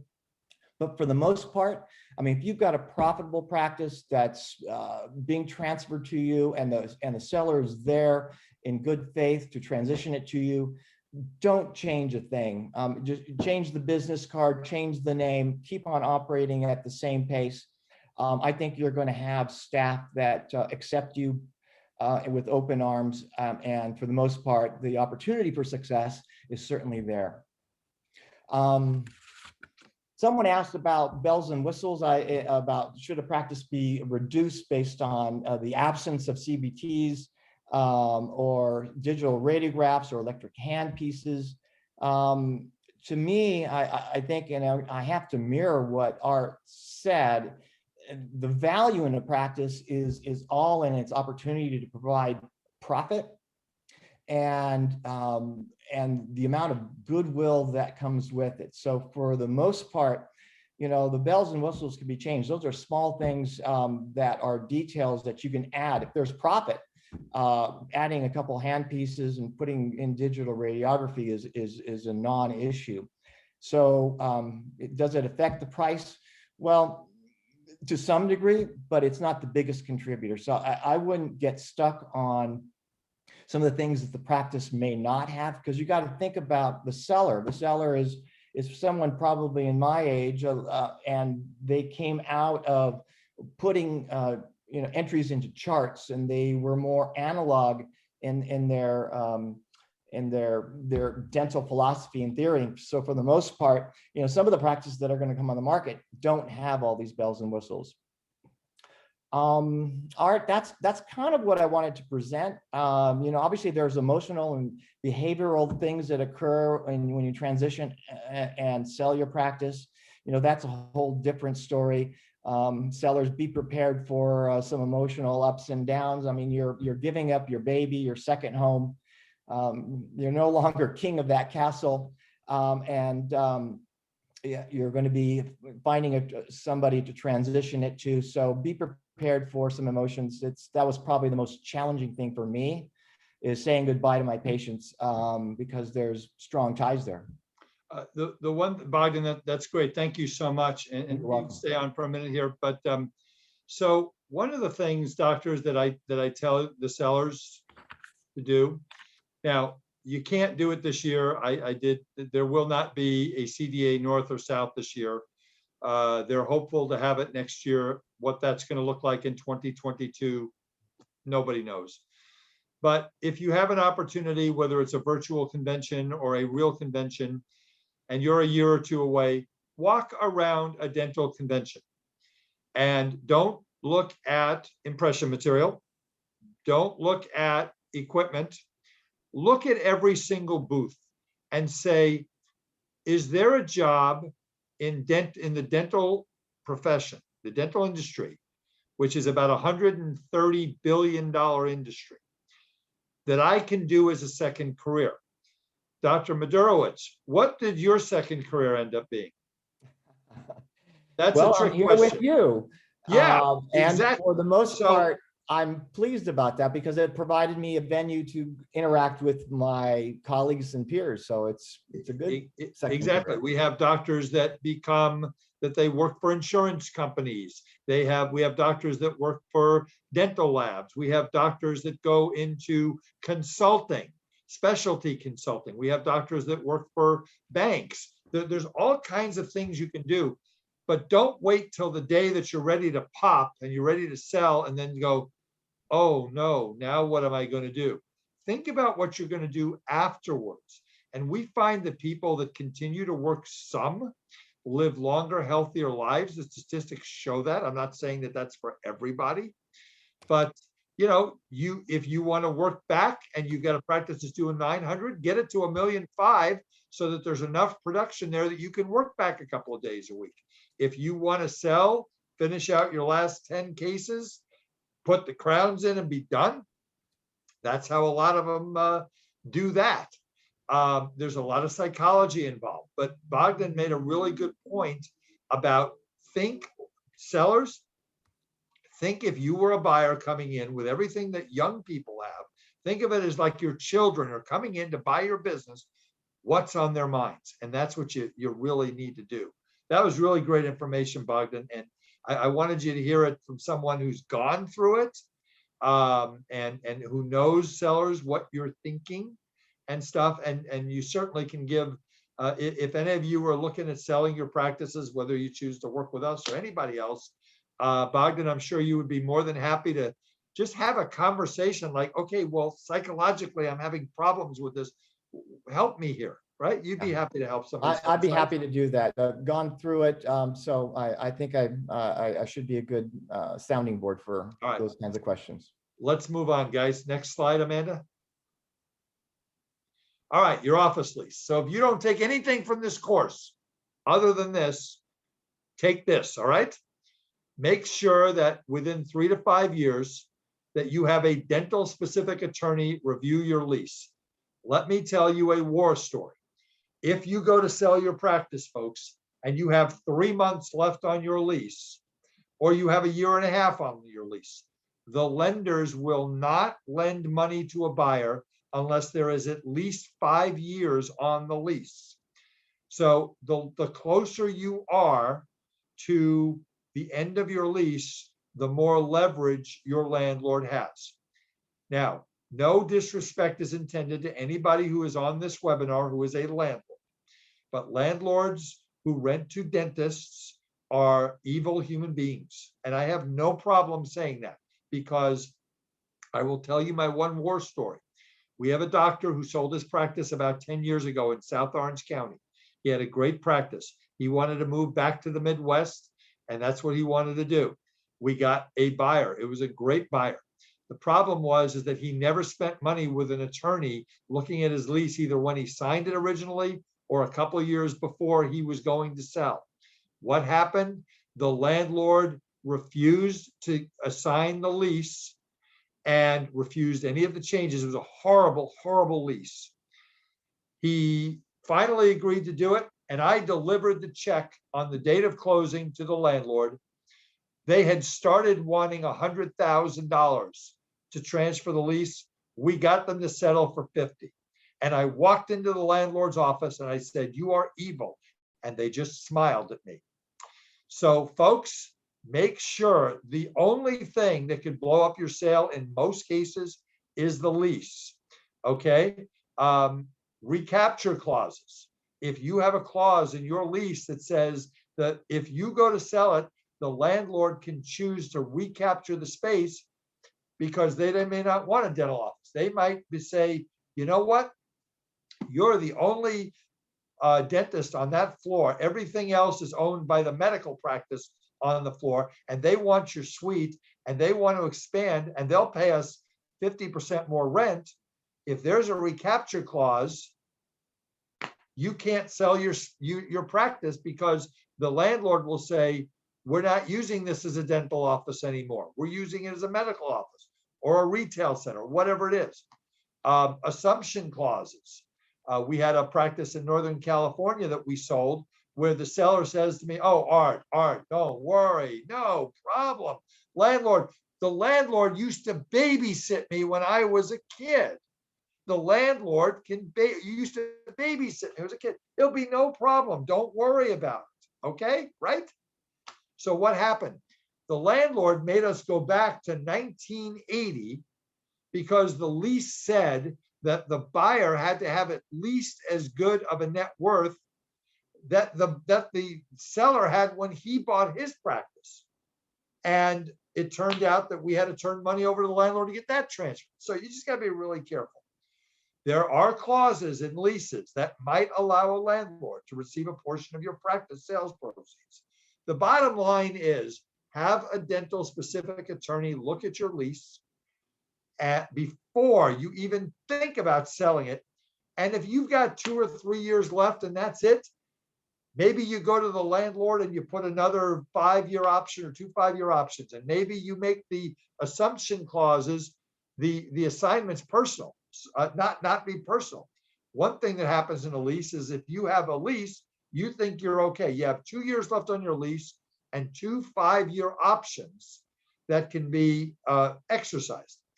Well, if those options are personal to the seller, then the buyer cannot exercise them. And then you have 2 years left on your lease and the landlord's got you. So this is why you have to do that. Please go have an attorney look at your lease. And if it's a really bad lease, then 2 or 3 years before you go, Joe, listen, I've been a tenant for 20 years. I really want you, can we look at a couple things on this thing? I'm going to retire in the next 10 years. I'm going to work forever. You know me. But there's a couple of things. Can we put this in? Sure, no problem. And then you go to sell 2 years later and you've got all the good stuff in there. Next slide, please, Amanda. Okay, let's talk to the buyers about due diligence. All right.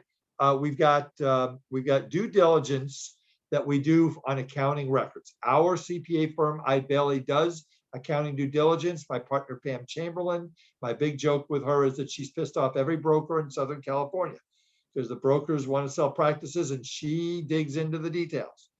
Folks, if you're going to write a check for $1 million, you need to do your due diligence. All right, you're going to do accounting due diligence. So we're going to want to look at 2 years business tax returns. We want to see depreciation. How old is the equipment? We want to see the profit and loss statements, compare them to the tax returns, make sure they say the same thing.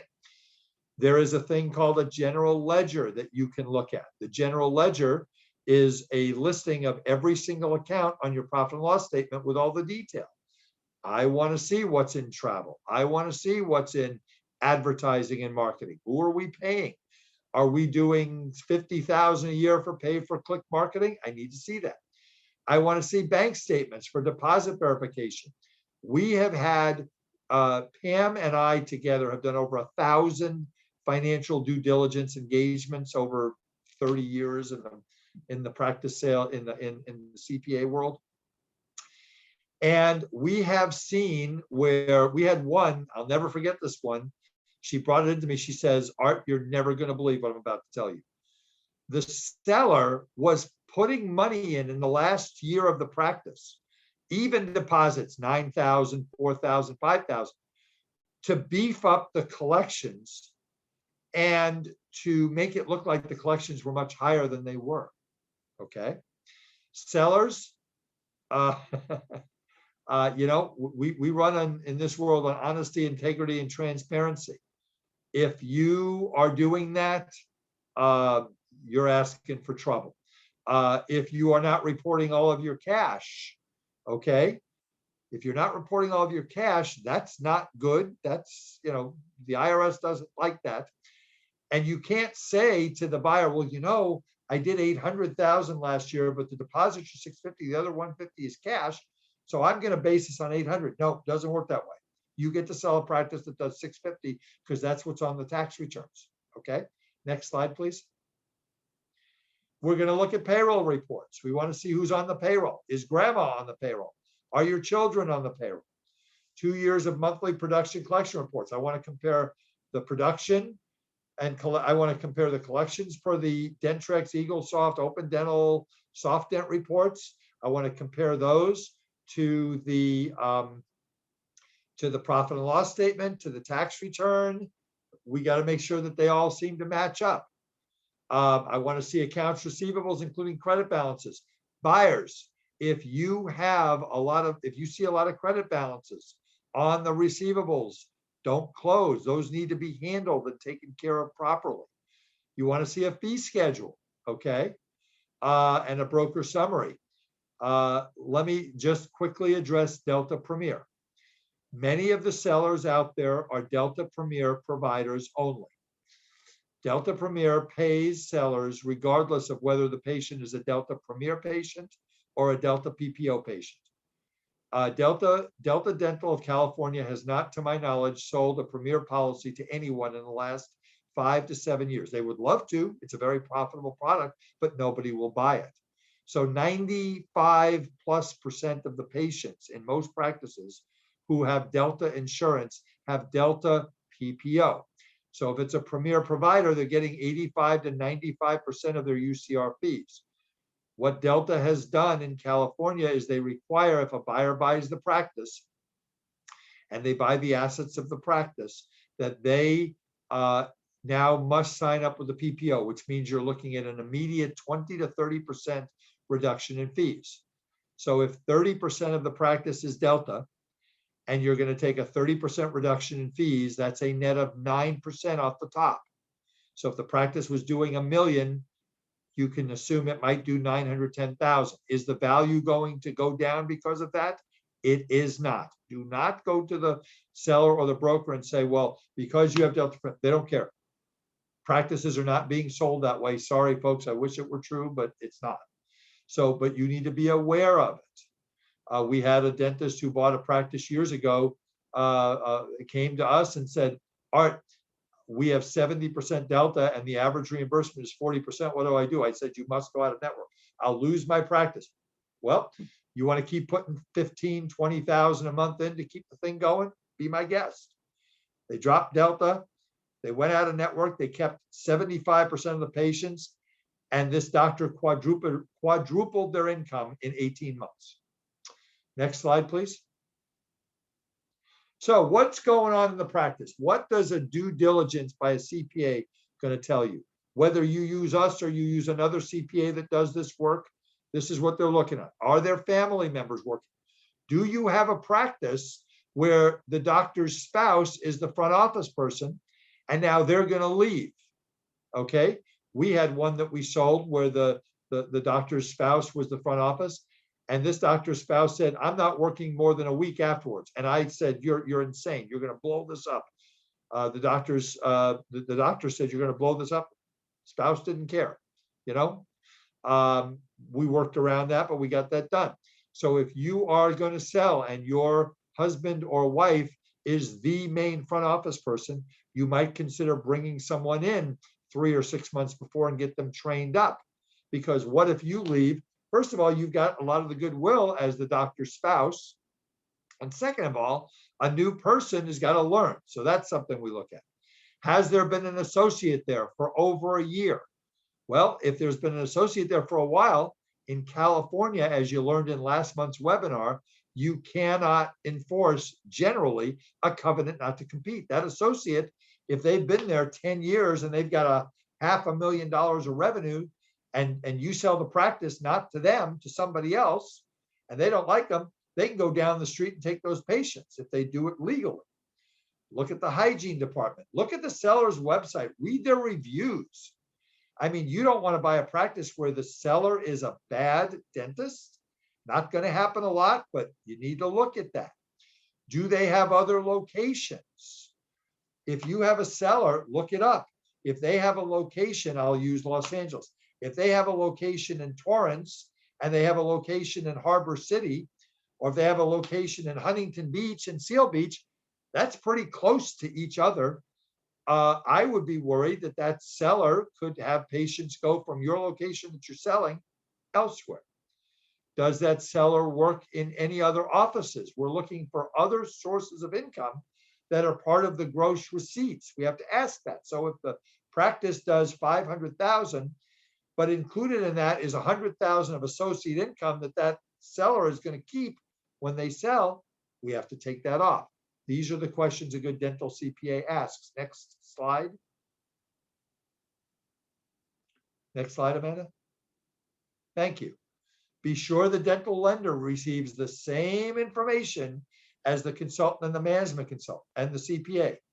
Make sure I have seen sellers dummy up tax returns and send it to banks and send the better ones to the banks, and maybe the CPA gets the real one. I don't know. Here's a big one. Is the practice collecting copays? If you are not collecting copays, number one, that is insurance fraud. But what's going to happen when the buyer buys your practice and they go, wait, that's illegal. That's insurance fraud. We can't do this. Okay. So therefore, what we're going to do is we're not going to collect copays. So then all the patients go, wait a minute. Dr. Smith never made us pay the copay. You're a crook. We're going somewhere else. I will not take a listing. Dr. Madurowitz, Dr. Potter, and I will not take a listing if the seller is not collecting their copays. Nothing good can happen from that. Does the seller own the building? There has to be an adjustment of the rent. The seller is going to pay rent to themselves, to their LLC, based on what's best for them tax-wise, because they own the building. Okay. Are they paying employees correctly? That's another thing. So these are the things, the questions that you as a buyer have to ask. Next slide, please, Amanda. All right, tax ramifications. I'm going to go through this pretty quickly. Buyers and sellers have different agendas when it comes to the tax ramifications. Dental equipment, furnishing and fixtures are ordinary income. Their depreciation recapture subject to tax as much as 50% federal and state. Supplies are the same as dental equipment. We very rarely allocate much to a covenant not to compete because that is ordinary income to a seller. So let's go back for the buyer. The buyer can write off dental equipment pretty much in the year they buy the practice under what's called bonus depreciation. So more to equipment is bad for the seller, good for the buyer. Less to equipment is good for the seller, bad for the buyer, because it's going to go to goodwill. Goodwill is long-term capital gain, is taxed at 15 or 20%, but has to be amortized by the buyer over 15 years, as does the covenant. So if you're in a negotiation and they want to allocate half of the goodwill to covenant, we don't need to do that. In fact, that's bad for the seller. The buyer wants it to go to equipment, seller wants it not to. Goodwill for the buyer is written off over 15 years, and there's depreciation recapture. Next slide, please. Okay, potential law changes, sellers that you just need to be aware of, not much you can do. The Biden tax plan would raise taxes for people earning over $400,000 a year. Right now, the maximum tax rate would go from 37 to 39.6% on ordinary income. Here's the big one.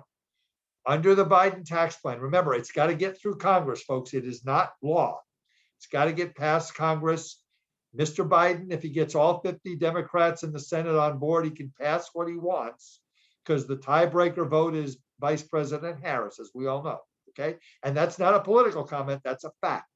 So if Mr. Biden says, I want this tax plan, and all the Democrats agree, he can get it if he wants. Capital gains would be taxed over $1 million. If you have $1 million of income, it would be taxed at 39.6%. That is a 20% difference to what it is now, which is why if you're going to sell, you might want to think about closing your deal sooner rather than later, because we don't know what they're going to do. Are they going to make tax increases retroactive? I don't know. They need to raise a bunch of money in this government. You might have noticed government revenues are down and expenses are up. We will go $6 to $8 trillion in the hole because of the COVID-19 pandemic. California last summer proposed to raise their maximum tax rate to 14.3% for income over $1 million, 15.3% for over $2 million, and 16.8% for over $5 million. So I have 3 of my best friends in the whole world moved to Texas, and they thought they were smart. Have you seen what's going on in Texas the last 4 days? They have no electricity and no water. My friend sent me a picture of his swimming pool that was frozen.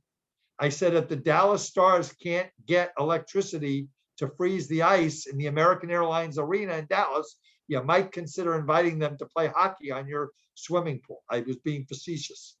California taxes could be going up. So if the government raises taxes, they normally don't do it retroactively back to the first of the year, although they might do it now because we're far enough away from the midterm elections that people won't remember. Next slide, please.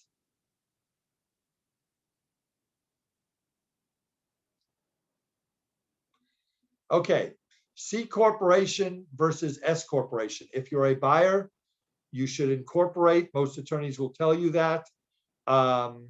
You should be an S corporation. There's no reason to be a C corp.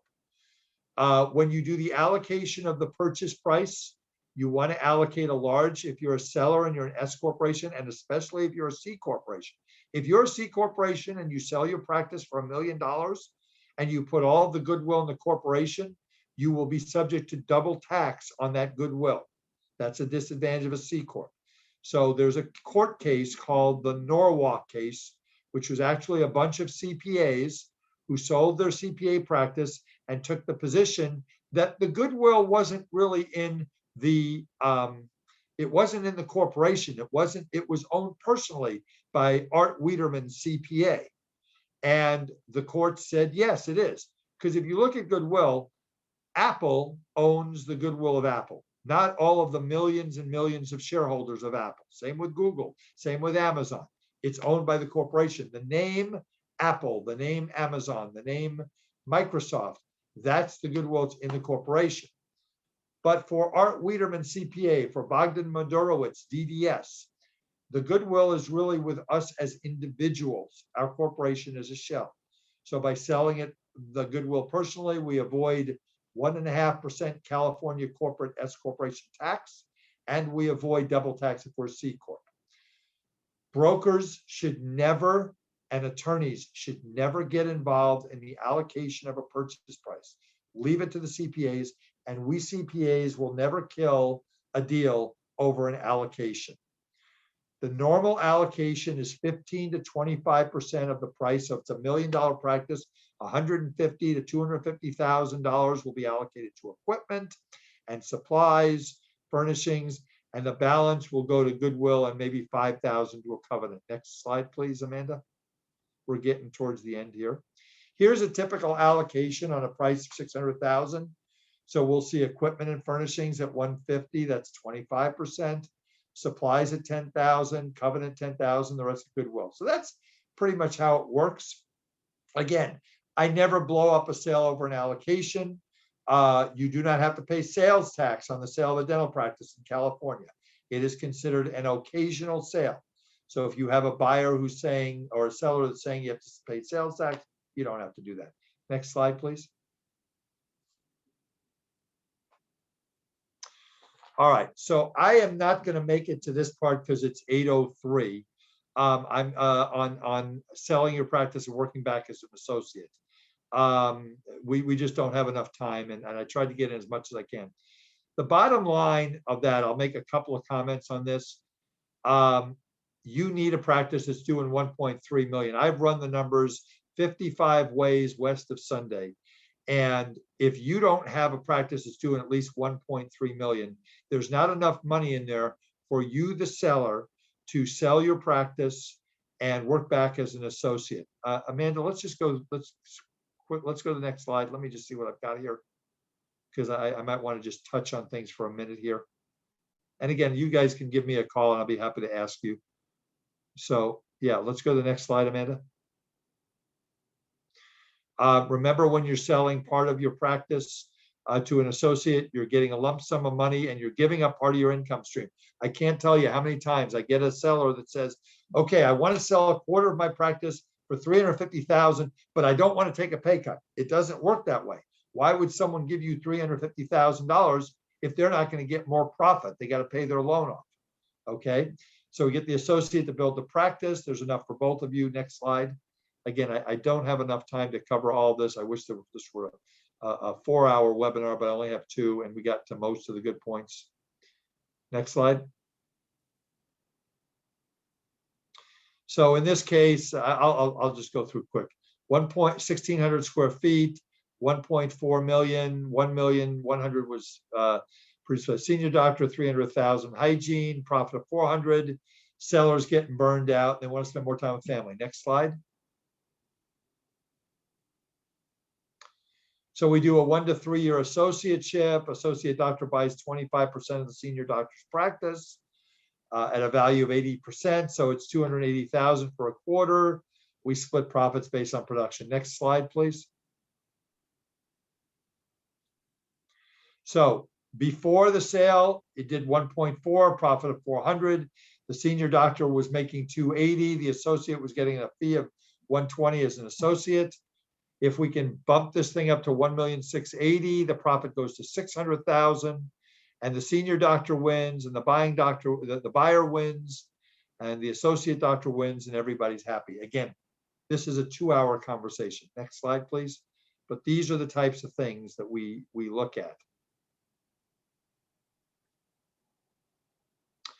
So I'm not going to take the time to walk through the steps to sell, except to tell you that when you get into a letter of intent, you're going to have generally 21 days to do your financial and management due diligence.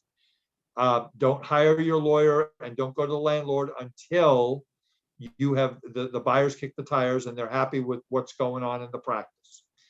Then you're going to get the lawyers involved. You're going to go to the landlord. We're going to keep it confidential.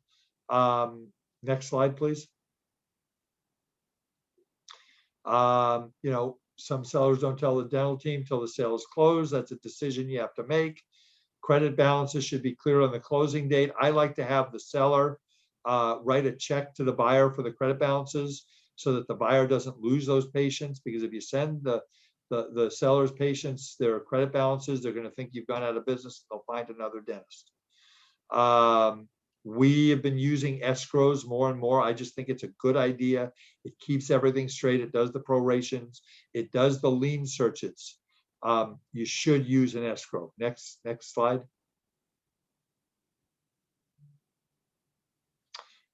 What do you need? You need a dental CPA. Again, our firm does due diligence. If you want to buy a practice, we do a very good job for that. You need a consultant. Come on March 17th. And you'll hear Kathleen Johnson talk about due diligence. She's done over 1,000 of them. Dental attorney was Pat Wood. There's lots of good dental attorneys, lots of good consultants, and a dental equipment rep.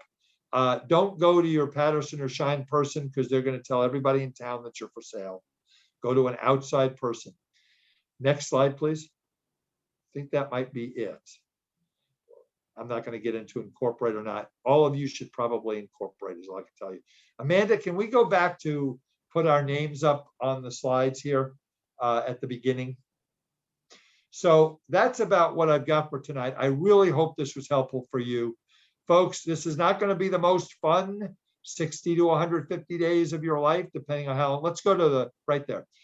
If you have any questions, if you're a buyer and you're interested in buying a practice, shoot us an email with your resume and we'll add you onto our database. We'll leave this up for a minute. If you're a seller and you want to talk about selling, we do that too. We do a really good job. We're very proud of what we do. If you just want to talk about what does it look like, I'm a couple of years away.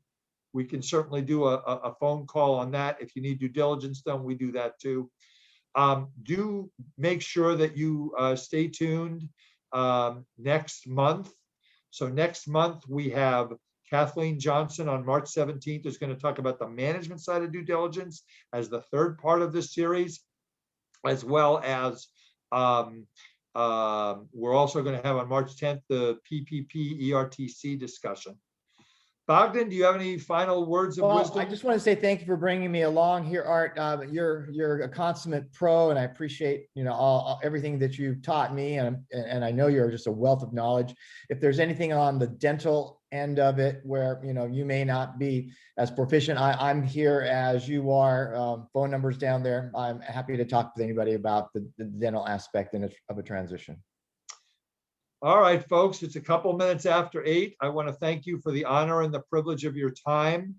And we'll see you again on March 10th to talk about how we're going to put tens of thousands of dollars into your pocket. If you had a 50% reduction in your practice in the second quarter, listen to this webinar or call me and I'll walk you through it. We know how this works. I will give you my last comment is for buyers. 75% of any major decision that you make in your life, whether it's to get married, buy a house, buy a business, which is what this is in your gut. If your gut tells you that this is the practice of your dreams in the area you want to be in, even if it's priced more than somebody else is telling you what it is by a little bit, you should buy it. If someone is telling you to buy it because you have to and you'll never see another practice again and your life will end and it doesn't feel right, run, don't walk, and deal with people who act with integrity, honesty, and transparency. All right, Dr. Madurowicz, thank you as always. You are wonderful. Thank you for being my partner and my friend. And folks, it was great seeing you. Have a wonderful, wonderful evening. And my last words are, failure is not an option. Work hard on your practice, and you've worked too hard to give it up with this pandemic because we're going to beat this, I guarantee you. Good night, everybody. Thank you for attending. Good night.